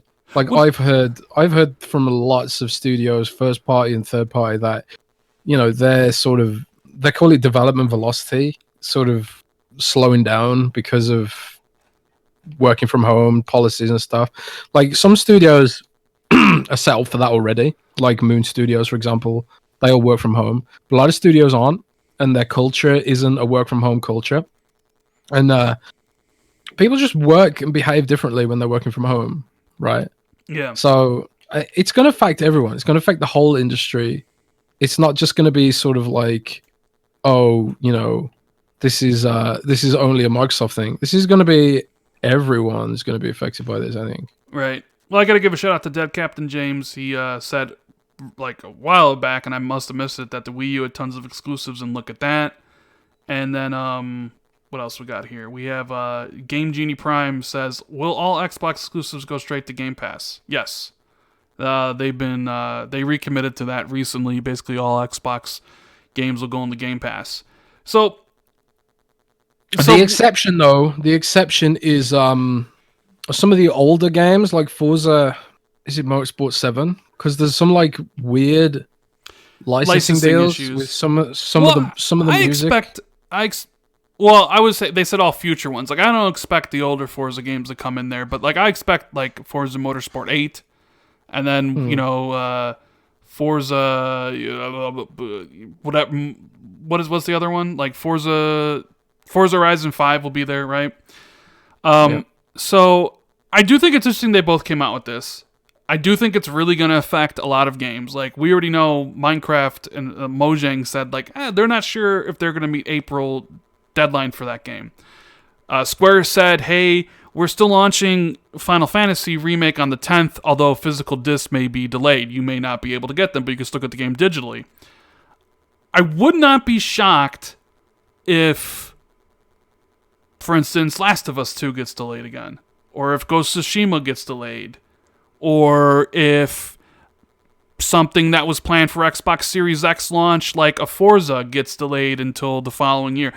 Basically, anything on the table from after April, I think is basically on the table for getting delayed. Because I agree. Like a lot of these big studios just except for Cyberpunk. Well, I mean, I think Cyberpunk will land. I do think. It's that they said they're trying, but you never know what's going to happen. And I guess here's the thing: I think Sony and Microsoft can get the consoles ready. Like, I think China will come back, the supply lines will be ready. They won't have an issue with making enough consoles for the launch. The issue that they're going to face is two things. Is it going to the issue basically is going to be, will there be new games to launch with it? And two, will there be a market for it? Right? That's basically the two things demand. Like, because if you have to delay Halo, like hypothetically, Halo Infinite, not ready to launch. I honestly think Halo Infinite's going to get delayed. I think Halo Infinite's going to get delayed too. But let's just say Halo Infinite gets delayed. If you're Microsoft and you've been talking about how you're going to launch Xbox Series X with Halo Infinite, and if Halo Infinite gets delayed, do you have to delay the console? Or do you release the console? Will not get delayed. You don't think the console will get delayed? No, because those assembly lines and those retail deals, they're already in place. They can't just delay hardware. It just doesn't happen. So I think like they'll release it, but it's going to be like they're going to emphasize maybe enhanced games, Gears of War, maybe stuff like that. Games that run better. maybe they're like there'll be a bunch of games that they can just sort of unlock higher frame rates on and stuff like that. Maybe, but it's gonna be a more anemic launch for sure if there's no Halo Infinite, right? But it's at the same time, it's kind of like, is Halo Infinite really like so graphically shocking that you need an X for it? It's not like Half-Life Alyx, which you need hardware for. It's a very different gen, because again, we come back to this whole thing of there's not going to be any exclusives anyway. Well, true, but I also think, and it's not just Halo, like, it's all the other games that would essentially be launching with the console. It's not just Halo, it's a new Batman, it's a new Assassin's Creed, it's new this and new that and new whatever, because there's a reason we don't know any of the games launching with the consoles at the end of the year. And there's a good possibility that a lot of those games may not launch. So, are PlayStation 5 and Xbox Series X going to launch? Because I think the systems will be ready, but will the games be ready? And are Sony and Microsoft going to launch them without any support for any new games? And it's just backwards compat machines? That's kind of like what I'm asking you. Like, yeah, sure, Xbox, Halo Infinite may not be like super graphically impressive, even though I think it will, especially with ray tracing. But if they don't have a lot of new games to go along with it, what's the point of the new console? You right? It's problematic. It's definitely problematic because not only are people going to be saving their money because of the economic downturn, but they're also going to be like less compelled to buy it because there won't be any showcase title. There won't be any Halo Infinite with amazing 4K ray tracing or whatever. There won't be any of that. So it's kind of like it is a problem. Even if they do, I agree with you. Even if they get the hardware out, there's going to be like without games to showcase on it, it's going to be a problem.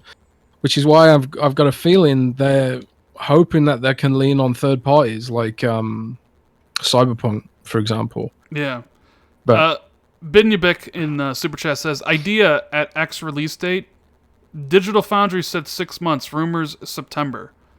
So I think we've talked about this on the podcast before, right, Jez? Yeah. That we both thought Series X was going to come out in September time.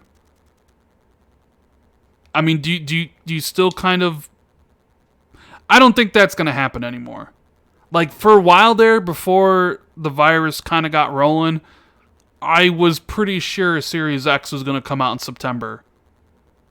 But it still might, I think. It still could, I guess. I mean, especially if, like, Cyberpunk has that enhancement out and, like, Dying Light 2 comes out then, because a bunch of the games did get delayed till September. So I guess it's possible it still could, maybe, like, a limited launch. And then maybe, like, Lockhart can come out later in the year.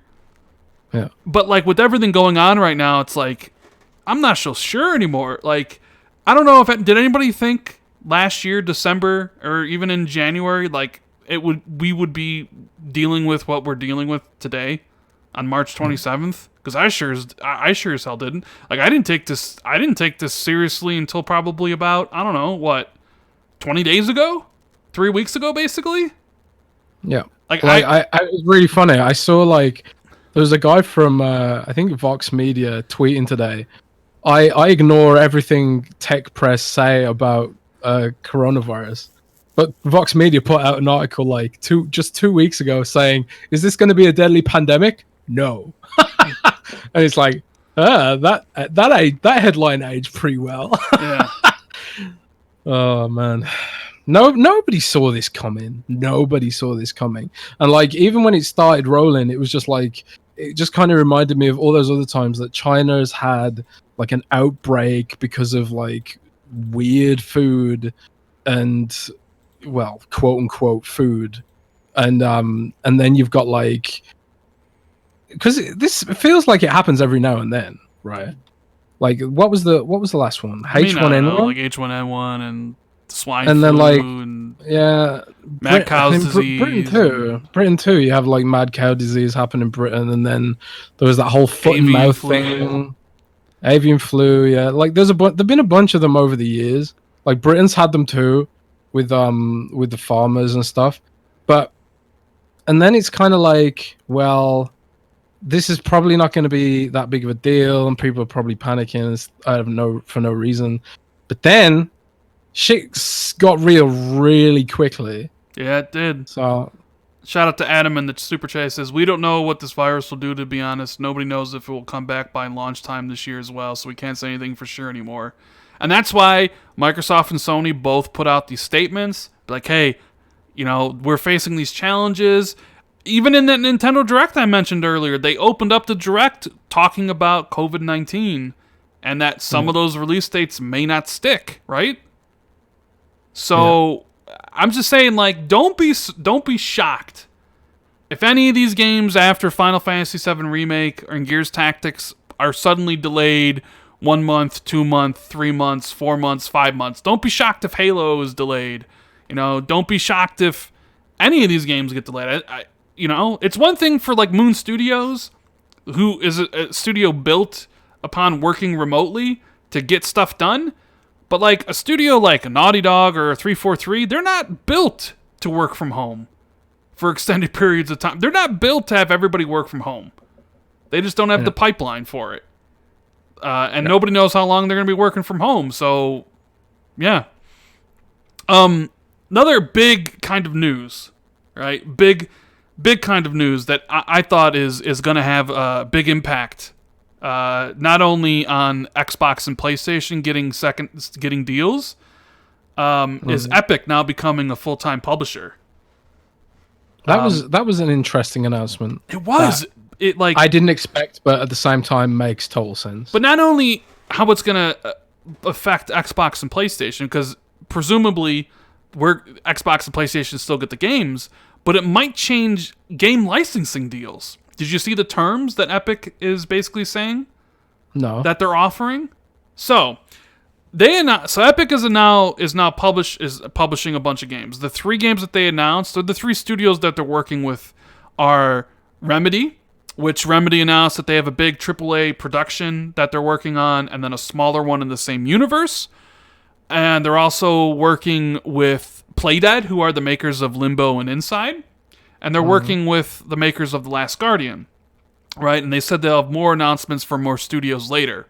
Now, the big takeaway from all this is that the deals, like the terms of the deals, like if you follow like a bunch of industry people on Twitter, they're like, this could change. Like, this is such a good deal.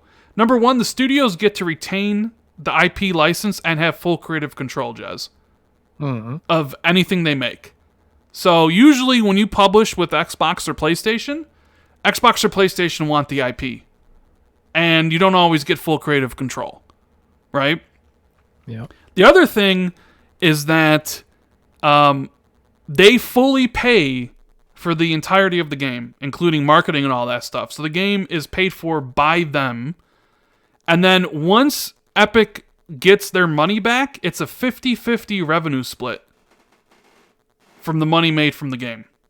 That's pretty amazing. Like, yes. And if you follow, like, people flame Epic because of their aggression with the Epic Game Store, but that is a super generous deal. Yeah, I gotta answer. And this honestly, Go ahead. if it boosts creativity, then great, So, Gaming Addict, shout out to you, buddy. He says, Halo delayed. Does Xbox Series X get delayed too, or reverse? We already answered it, but I'll go over it again. Jez doesn't think so. Jez says he thinks that if Halo gets delayed, but the console's still coming out. So, I kind of agree with him on that one. Because you can't delay your system and then have Sony not delay their system. Because that just puts you right behind the 8 ball. And while we all know Halo is the biggest franchise that Microsoft has, if it's not ready, it's not ready. And you can't... Because if you delay it from November, when do you launch the new system? March? Do you wait a year? It's tough to really choose. So no, I don't think... I think if Halo gets delayed, I think the console comes out. I think the only way the console gets delayed is if they literally can't make them and have them ready for November. But they'll keep on saying, hey, this isn't going to affect the 2020 launch until it literally affects it. Because once you say it's delayed to 2021, you can't say it's not delayed. You can't take it back. So, hopefully that answers your question. Now, this Epic thing. So the terms, the studios get the IP and the creative license to do whatever they want. Epic pays for it all.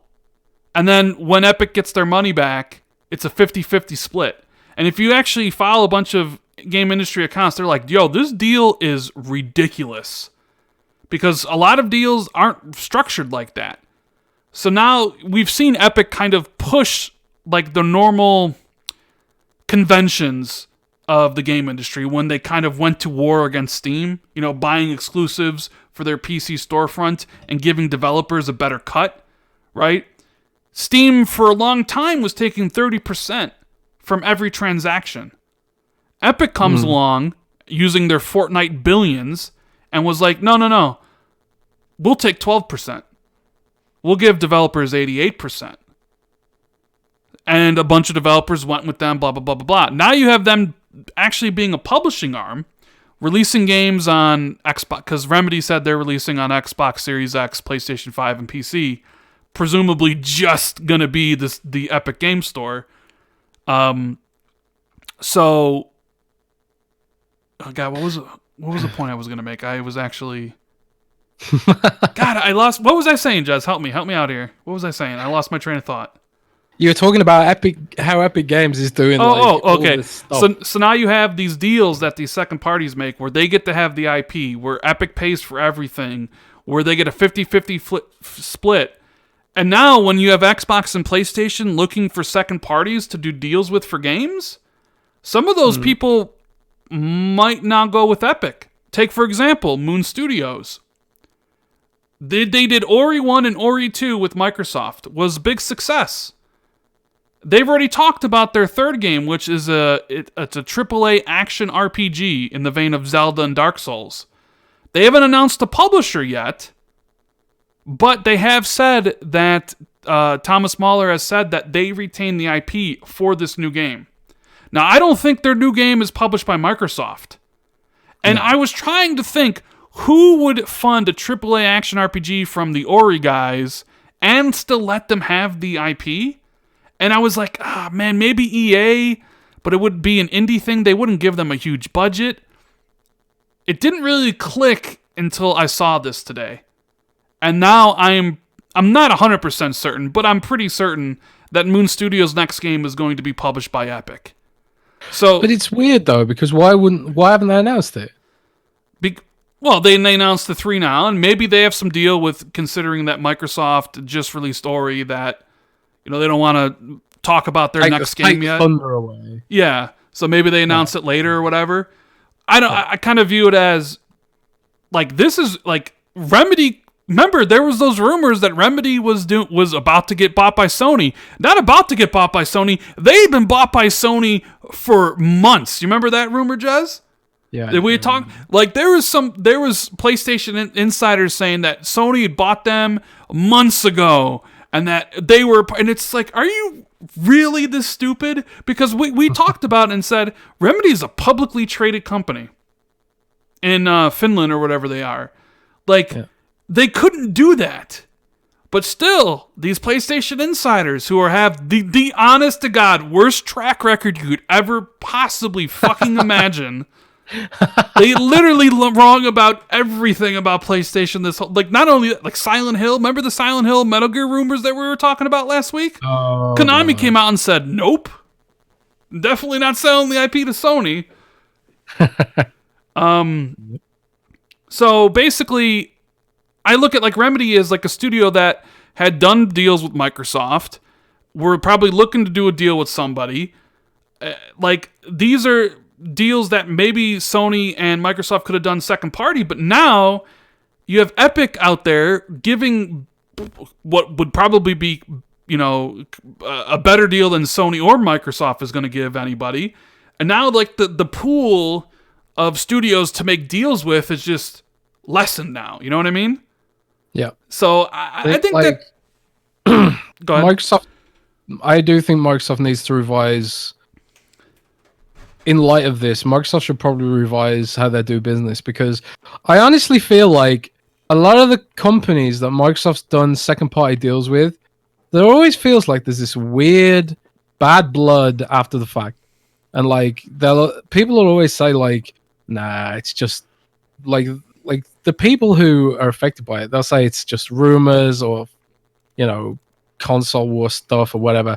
But I honestly feel like sometimes, like Remedy, for example, like they were all about working with Microsoft before, and now like you see like little digs on Twitter here and there from some of their employees and stuff like that, and it just feels like there's like bad blood there now. And I wouldn't be surprised if like we see other developers criticize Microsoft that have worked with them in the past. Like we never saw Crytek work with Microsoft again after Rise. We never, we might not see Moon Studios work with Microsoft ever again after Ori, especially in light of this new deal. So Insomniac. I don't know. I often want, Insomniac too. I wonder what goes on behind closed doors sometimes with the publishing stuff. Yeah, Remedy, like, they worked with Remedy for 2 games, and I mean, I know, I'm sure they're amicable, like, but you are right, there is something there that I do think is like, well, maybe, like, Crytek really hasn't done anything since Rise. I mean, like I think they put out the Hunt Showdown or whatever, so, But yeah, Like, a look lot at of Platinum. Like, there was obviously something went down with Platinum. yeah, obviously something did. But We'll like, never know the full story about what happened there. but it definitely sounds like this whole Epic thing is like big for developers. And obviously, you're probably going to have to be like a big time developer to get this. So like Playdead, who did Inside and Limbo, probably two of the like more revered indie games. Like, of course, their next game is going to be ridiculous, right? Remedy, which they said, so their one is a full AAA game, and the other one's a smaller game set. I hope. And let me tell you about this story, Jez, okay? Because this one got... Oh, god damn. So, what now? Shinobi. So, my buddy Shinobi tweeted out this information about Remedy, right? And I replied with the GIF of Mr. Scratchy from Alan Wake's American Nightmare smiling at the camera. You know what I'm talking about? Do you know what I'm talking about? Do you know the GIF? Yeah. Okay, right? Because I want Alan Wake to come back. Because I think the big AAA game that they're working on is Alan Wake 2. And the smaller game they're working on is a sequel to Control. Or something Control related. So I replied to his tweet with a reaction GIF of something Alan Wake related, right? And this PlayStation guy says to me, so they're not making exclusives for Microsoft anymore, asking for a robot friend. And I said, hey, wasn't that pretty clear after Control was multi-platform? So he goes, exactly. So why are you happy about this if there's nothing new? Were you worried about the rumors of them getting bought by Sony? Most probably, right? So I said to him, worried about fake rumors from PlayStation insiders? I happen to like Remedy games a lot, and I hope Alan Wake 2 comes back. So then he says, well, that's what your reaction shows. And right, all these responses are like within a minute of each other. So I go, my GIF reaction, lol? I'm like, you do know that is a scene from Alan Wake's American Nightmare, right? Did you play it? The guy never responded. So he thought that I was happy that Sony didn't buy them, when in reality, he never even played any of those games to know that there was an Alan Wake GIF, and I was hoping Alan Wake was coming back. That's the type of shit sometimes I deal with on Twitter. You know what I mean? Yep. People in their feelings, man. We talk about it. It's people like, and if Remedy was bought by Sony, so what? I'm getting a PlayStation regardless. I don't know, like, there's this whole, like, divide. Like, you either can like Xbox and not like PlayStation, or you can like PlayStation but you can't like Xbox. Like, it's on everything, man. Like, I had a PC gamer on my mentions the other day, and it was like, I can't remember what I tweeted now. It was either something about Cyberpunk or something, and he was like, oh, why would you get this on Xbox, blah blah blah. And I was just like, what, are you gonna buy me a PC? And then the guy was like, oh, stop pretending like Xbox is going to be more powerful or anywhere good as a PC, have better games, blah, blah, blah, blah, and all this. It's like, I didn't even say anything to the guy. And he's just like going off on one about how my choice somehow impacts his emotions. It's just so weird how people get about this stuff, man. Yeah, it's like Insomniac's great developer. Was I hurt because Sony bought them? No, I'm going to enjoy the games they make on PlayStation. If Remedy was bought by Sony, it would be the same thing. Like, I don't get it. But we do have a super chat from Darth Paxton. He says, love the show. A related question, which realistic studios would you like to see Xbox work with as an Xbox Game Studio global publishing partner? Now, I guess that's a really nice question that dovetails into the Epic discussion. Yeah. Realistic as in photorealistic games? Realistic studios. Like, oh, you mean like studios that would realistically do not like, well, Rockstar North, right?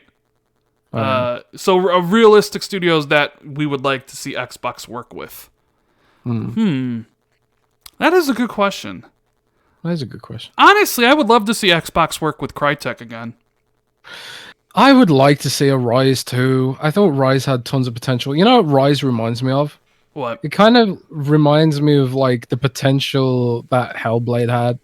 Like, I know like Hellblade is like probably a better game in general, but they were both similar in the sense that they explored rarely explored things in gaming. Like there aren't that many photorealistic Rome games out there, which I really liked. And also there were the graphics were amazing. They were like the best graphics of the gen for like years after it came out. And I always thought that IP had like loads of potential. Because originally it was supposed to be some sort of weird Connect game. And if that was made from day one to be something more God of War-ish, I think it would have been a lot more well received. It feels like they're pivoted quite close to the end because there's still a lot of those Connect stuff in it. Like you could use Connect to like command the troops and stuff, which was just weird. And then you could either like get up and waggle your arms or just press X. Like, what am I gonna do? I'm gonna say Ready at Dawn is a studio. What did they make again? Well, so Ready at Dawn made The Order 1886 on the PlayStation 4, which is a game I really enjoyed. They also made some other game that I forget. They haven't announced their next project yet. But if we're talking about studios that are independent, because obviously it would have to be, Crytek's independent. I would like to see Microsoft work with them again. Ready at Dawn, I don't think they'll work with Sony again. I heard there's a lot of bad blood between them. So I would like to see Microsoft work with them. I would have liked to have seen Microsoft work with the Asobo. Like, I know Asobo's working with Microsoft on Flight Sim, but I mean in like a game of the caliber of Plague's Tale. Yeah. I mean, how like, honestly, thinking about it, like Microsoft, if you had asked me this in 2017, I would have been like Ninja Theory. But then Microsoft went out and actually acquired Ninja Theory, and I probably would have said Obsidian. And then Microsoft went out and got Obsidian. So two of the studios I would have said like, Microsoft already acquired. There's no reason why they couldn't work with a bigger publisher on an exclusive if the money was there. But I guess that falls into the realm of unrealistic. Well, yeah, like some people say CD Projekt Red or Bethesda or EA. I mean, like, to me, those are kind of like unrealistic. I would like to Global see Publishing. Yeah. I'd like to see Microsoft work with, like, I really like Age of Empires as an RTS, as a casual RTS player, but I'm more of a 4X strategy guy. I'd love to see Microsoft work with Paradox on an Age of Empires themed 4X strategy game, maybe. Like they've tapped Relic to do Age of Empires. Like if Paradox made like the 4X version, I'd be totally down with that. That'd be awesome. Yeah. So, let's see. And the other thing I wanted to mention was that, I don't know if you saw, but apparently they data mined the new Modern Warfare update, and it's basically confirmed Modern Warfare 2 campaign remastered's coming soon. Like, the artwork and everything is in there. Yeah. Like, that's pretty crazy. So do you think they're going to launch Modern Warfare 2 campaign remastered within Modern Warfare as an add-on that you're going to have to buy for like $50 or $60? That'd be interesting. I still haven't played Modern Warfare's campaign. I mean, kind of sad. I like Modern Warfare's campaign a lot, and I'll buy Modern Warfare 2 campaign. Have you tried Warzone? No, I see. Okay, I always gotta explain this to people. So, you remember like a month ago when I told you my 8 terabyte hard drive died? I had all my games on there. I had like 3 terabytes of games on there, and it died. And I only had like 10 games on my SSD, and Call of Duty was not one of them. Call of Duty was on my 8 terabytes. Because what I do is basically when I'm playing a game or I'm about to play the game, I transfer it from the 8 terabyte external to the SSD. And then when I'm done, I transfer it back. Well, Call of Duty Modern Warfare was on the 8 terabyte hub, and it died. So I just never re-downloaded it. So I only... So I have 2,000 games I could play. I own like 2,000 games on Xbox, but I only currently have 50 games downloaded right now. Right. Because I have the 1 terabyte SSD, and then I have another 4 terabyte, But like there are some games like I've beaten, I completed that I'll never play again. So it's like I don't want to download another. Like I didn't want to re-download all that data. Even though I don't have a data cap anymore. Like before it was an issue. Before I upgraded my internet, I had a data cap of 1 terabyte a month.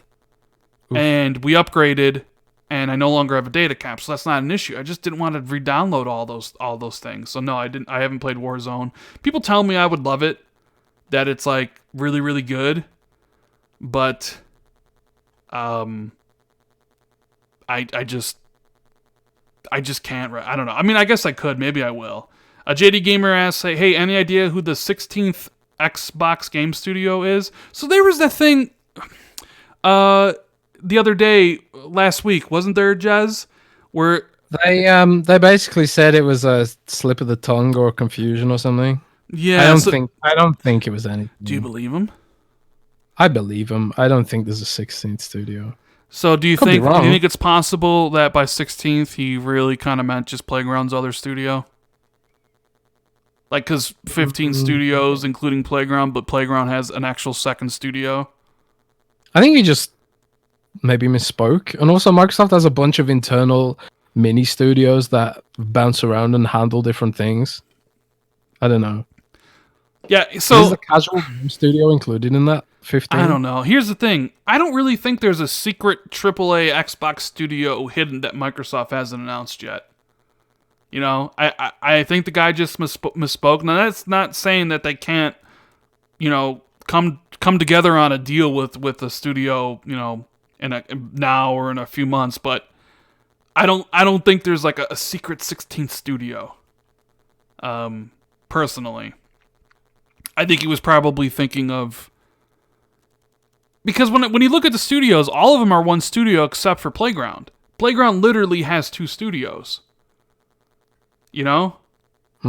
Which 343 doesn't, Coalition doesn't, Turn 10 doesn't, Mojang doesn't, Obsidian doesn't, Ninja Theory, like none of the Xbox studios actually have 2 studios. They have multiple teams, but the only one who actually has 2 studios is Playground. So it's possible. I don't know. Then there's the World End one. Was the World's End part of the 15? World's Edge. World's Edge or whatever, the studio that's doing the Age of Empires stuff. I have no idea. Anyways, JD Gamer also says, hey, who's the largest studio that Microsoft would acquire? The largest? I mean, the largest they've acquired recently is probably Playground. Yes. Are you asking us if we think they're going to acquire somebody bigger? Who'd be bigger? Jazz? It'd be Bethesda? CD Projekt Red?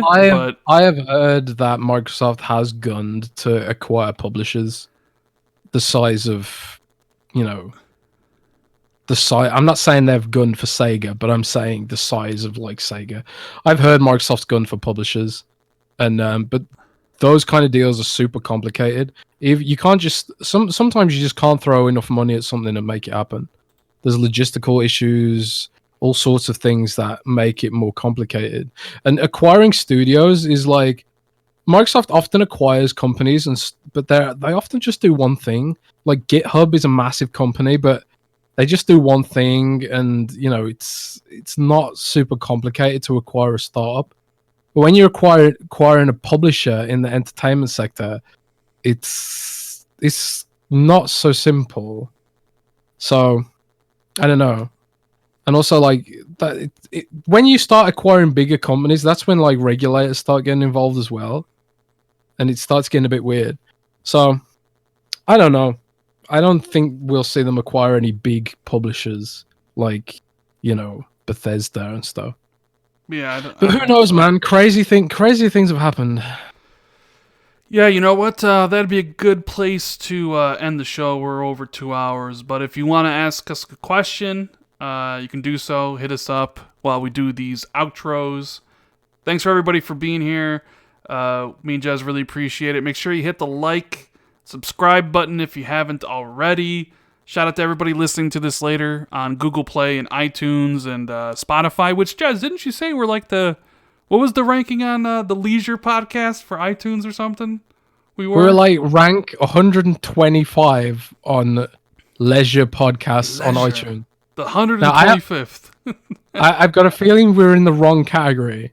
Probably. But I don't know. But I don't have an iPhone to check. So I do have an iPhone, but I haven't checked. Yeah, because you're lazy. Lazy, man. I know, right? I am lazy. So let's see. We got any some questions? in. Got some questions. Let's see here. Well, so far there are no questions, Jazz. Nobody wants to know anything. Man. Nobody wants to know the secrets that are in our head. Monty wants to know how many rolls of toilet paper are you hoarding, Rand? I don't know. I think I have like 15 or something. So I'm pretty good. I have 9 times 3. What's that? The 27? 27. I have 27 rolls of toilet paper right now. 27 rolls. You're good. You're good for a bit. Virgil wants to know, hey, Rand, would you rather play Animal Crossing or the Pokemon add-on for charity? Neither. Ooh, that's a good question. No, it's not happening. None. No, you gotta answer one. Which one? Not happening. Come on, man. I mean, I don't know. Pokemon, somebody could just give me all the good stuff and probably beat it super fast. So probably. The thing is, you don't beat Animal Crossing. I know, that's the thing. So you'd have to, you know. You live in the game. 9 Lives wants to know, hey, will there be an event before the E3 Direct? Yes. Well, so Microsoft said there's going to be a digital event in place of their E3. Like, I was positive. Like, I was 99% sure there was going to be an April event for hardware. I don't think that's events. I'm pretty sure that event's not happening anymore. Don't be so sure, buddy. I mean, okay, if they're... Oh, you mean for Xbox? Yes. Oh, I don't know about Xbox, but yeah. There's something happening for hardware. I was pretty sure there was some hardware event that was going to go down in April. I am not so sure anymore. With everything that's going on in the world, I'm not so sure that's going down anymore. So I don't know. So it might just be that event that they're doing in place of E3. Skyro Gaming says, hey, where's the Cuphead DLC at? Yeah, that is a good question. I totally forgot about that. They announced that in what, 2018? Right? Yeah. And it's 2020. It's probably not even coming out this year. Those guys take a long time to make games. So maybe the DLC... You know what it'll probably be? It'll probably be like, you know what? We can add to this. We can add to this. We can add to this. And it's probably going to become like more of a expansion than just a little bit. You know? Watch it be like a sequel or something. Like, we had so much fun building the game with her that we decided to make it its own spin-off game. Elementapino says, if you're a producer, what kind of game would you make? Ooh, that's great. I actually have a plan in my head for a game that I'll never make. Oh, what kind of game would I make? I mean, I basically like, a Metro is kind of like Metro Exodus is like you're on a train in the apocalypse. That was literally my personal game idea that I like had in my head for ages. And I was kind of like, it was kind of like XCOM meets Metro Exodus, basically, where you have to like build up and maintain a train. And then you get off the train as you're traveling across an apocalypse. And then you like build up the train and make it more powerful and stuff like that. That was my game plan, bro. So I don't know, like, here's what I'll say though. Like, if I'm a producer and I can make a game, and I'm gonna make a sequel to a game I wanted. So I remember a conversation I had with Phil the first time I met him. He asked me if I could greenlit a game, any game, what game would it be? And I said Viva Pinata. And I said Alan Wake 2. So what did he say? I'm not gonna say what he said. I'm not gonna say what he said, but okay. I don't know. I like Alan Wake a lot. I'm a big Stephen King fan, and so that like kind of horror-ish writer thing they had going on was incredibly cool. So like if I was a producer or whatever, I'd want to make something in that vein. Something That's like cool. that. JD Gamer says, "Hey, any progress on the Japanese studio?" Nope. But I mean, I think they're working on it. But I guess we'll just have to wait and A lot of see. these, a lot of these kind of deals have probably, even if Microsoft was exploring deals right now, they've probably been screwed up by the whole like global issues thing. So I expect a lot of stuff to be delayed. It's not just going to be games. It's going to be like even things like operating system updates, and Microsoft announced that they're not doing any Windows updates for a while, for Yeah. example. The great Sean Labrie asks, "So how long until you jump on that VR?" Well, unless I strike it rich, it probably will be a long time because I just can't. I just can't. And right now in this climate, I just can't really just be like, "Yep, let me drop $400 on this Half-Life Alyx." I just can't do it. As much as I want to, I just can't. Bob Pound wants to know, Rand, do you think Remedy is making Alan Wake 2? I hope they're making Alan Wake 2. Like, if... Hang on. Now, this is something I want to ask you. Is there anything in the deal about the game having to be exclusive to the Epic Game Store or what? No, I mean, Remedy's already said that the game's going to come to next-gen consoles. So, Epic Games is publishing a multi-platform game. Yes. Essentially, Remedy's game and all these games are going to be on PlayStation 5, Xbox Series X, and PC through, the Epic Game Store. You know what's interesting about this, right? What? Is that, like, it's kind of similar to what Microsoft's doing with Game Pass on PC. It's like, even though it's a multi-plat, and even though it's like, they don't get exclusive rights to anything, what they do get is a guaranteed AAA quality game for the Epic Game Store. And it's kind of like what Microsoft's doing with Epic Xbox Game Pass for PC. They even if Microsoft doesn't make a load of money from what they're doing there in the interim, what they are doing is building up the credibility of Windows Store as an option to buy your games on. Because for the longest time it just hasn't been.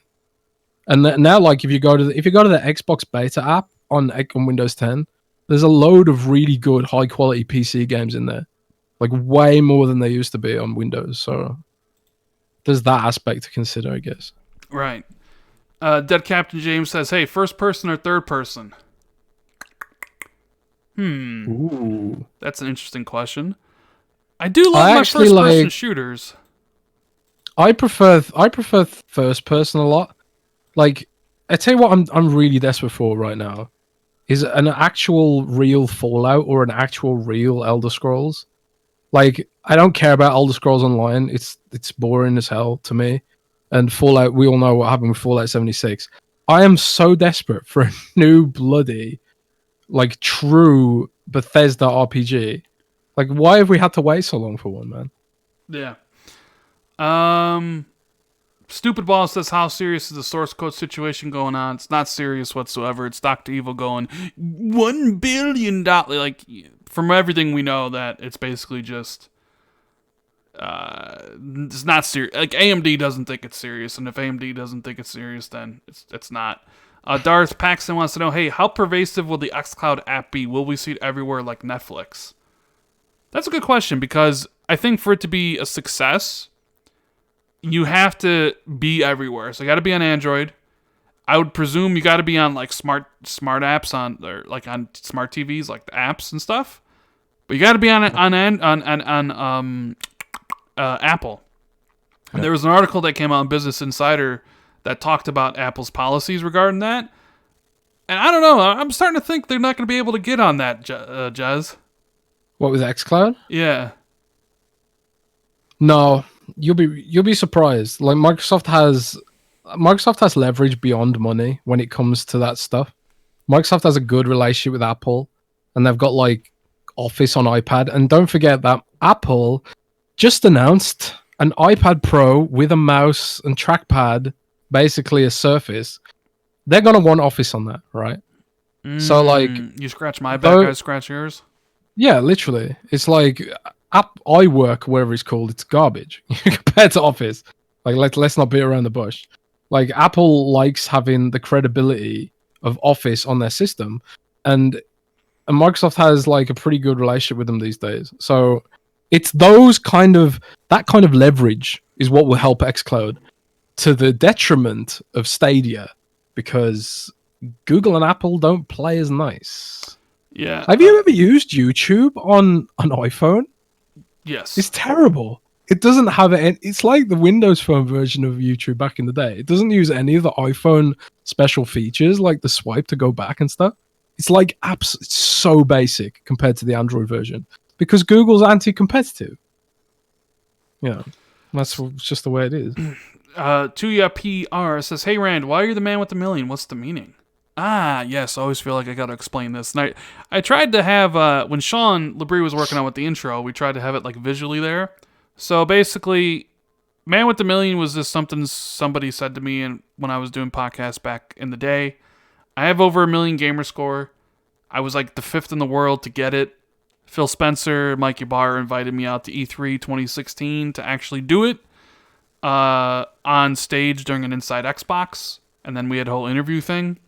So people called me the man with the million, and then basically it's just a catchphrase. I introduced myself in the videos like, "Hey, it's Randall Thor 19, the man with the million, back again with another video." I understand that can be confusing to some people who haven't been around as long, but that's the meaning. And I always feel like we always get a question like that all the time. People who discover the channel as they always do. But that is the reason. So let's see. Any more questions? Mumbles say, "You guys gonna get Doom Eternal, Half-Life Alyx?" We both are playing Doom Eternal. We talked about it earlier in the podcast. I want to play Half-Life, but I don't have VR, so I can't. So Ryan says, "Hey, if Microsoft had to buy an existing IP, what one would excite you the most?" There you go, Jez. Well, obviously they bought Wasteland and they bought State of Decay, which were like 2 at the top of my list. Like games that I really like the idea of that never really had the budget to match what I wanted for those IP. So I was really hyped about those. But that's a really good question because a lot of the games that I like, I never really think lately like, oh man, if these guys had more money, they could do this and stuff like that. All the games that I thought that about have kind of been bought. So I don't know. That's a tough question. Like, what about you? Can you think of anything? Like, I suppose like Alan Wake and Quantum Break, but that's never gonna happen. I mean, God, like I don't know, like an IP. That's tough. I really haven't given any thought. Like, I know like the biggest IP in gaming is Grand Theft Auto. I mean, if Microsoft wanted to win next gen, Jez, what a way to do it! Buy Grand Theft Auto. Well, LM back in chat just said MechAssault. Shocking. Microsoft owns MechAssault. Yes, they do. They own MechAssault. They own the rights to BattleTech and the whole MechAssault universe, MechWarrior universe. They own the rights to that whole thing in video game format. But the rights to MechAssault and BattleTech are so complicated, apparently, that like it's hard to like utilize them properly or something. It's so strange. I honestly don't get it because we had a BattleTech game on PC last year. Or 2 years ago actually, was it?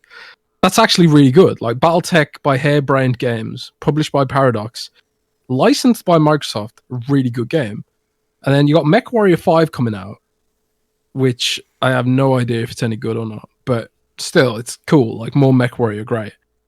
But I don't know what Microsoft itself is doing with that IP. I don't know if there's like, they've licensed it out for so many games or something.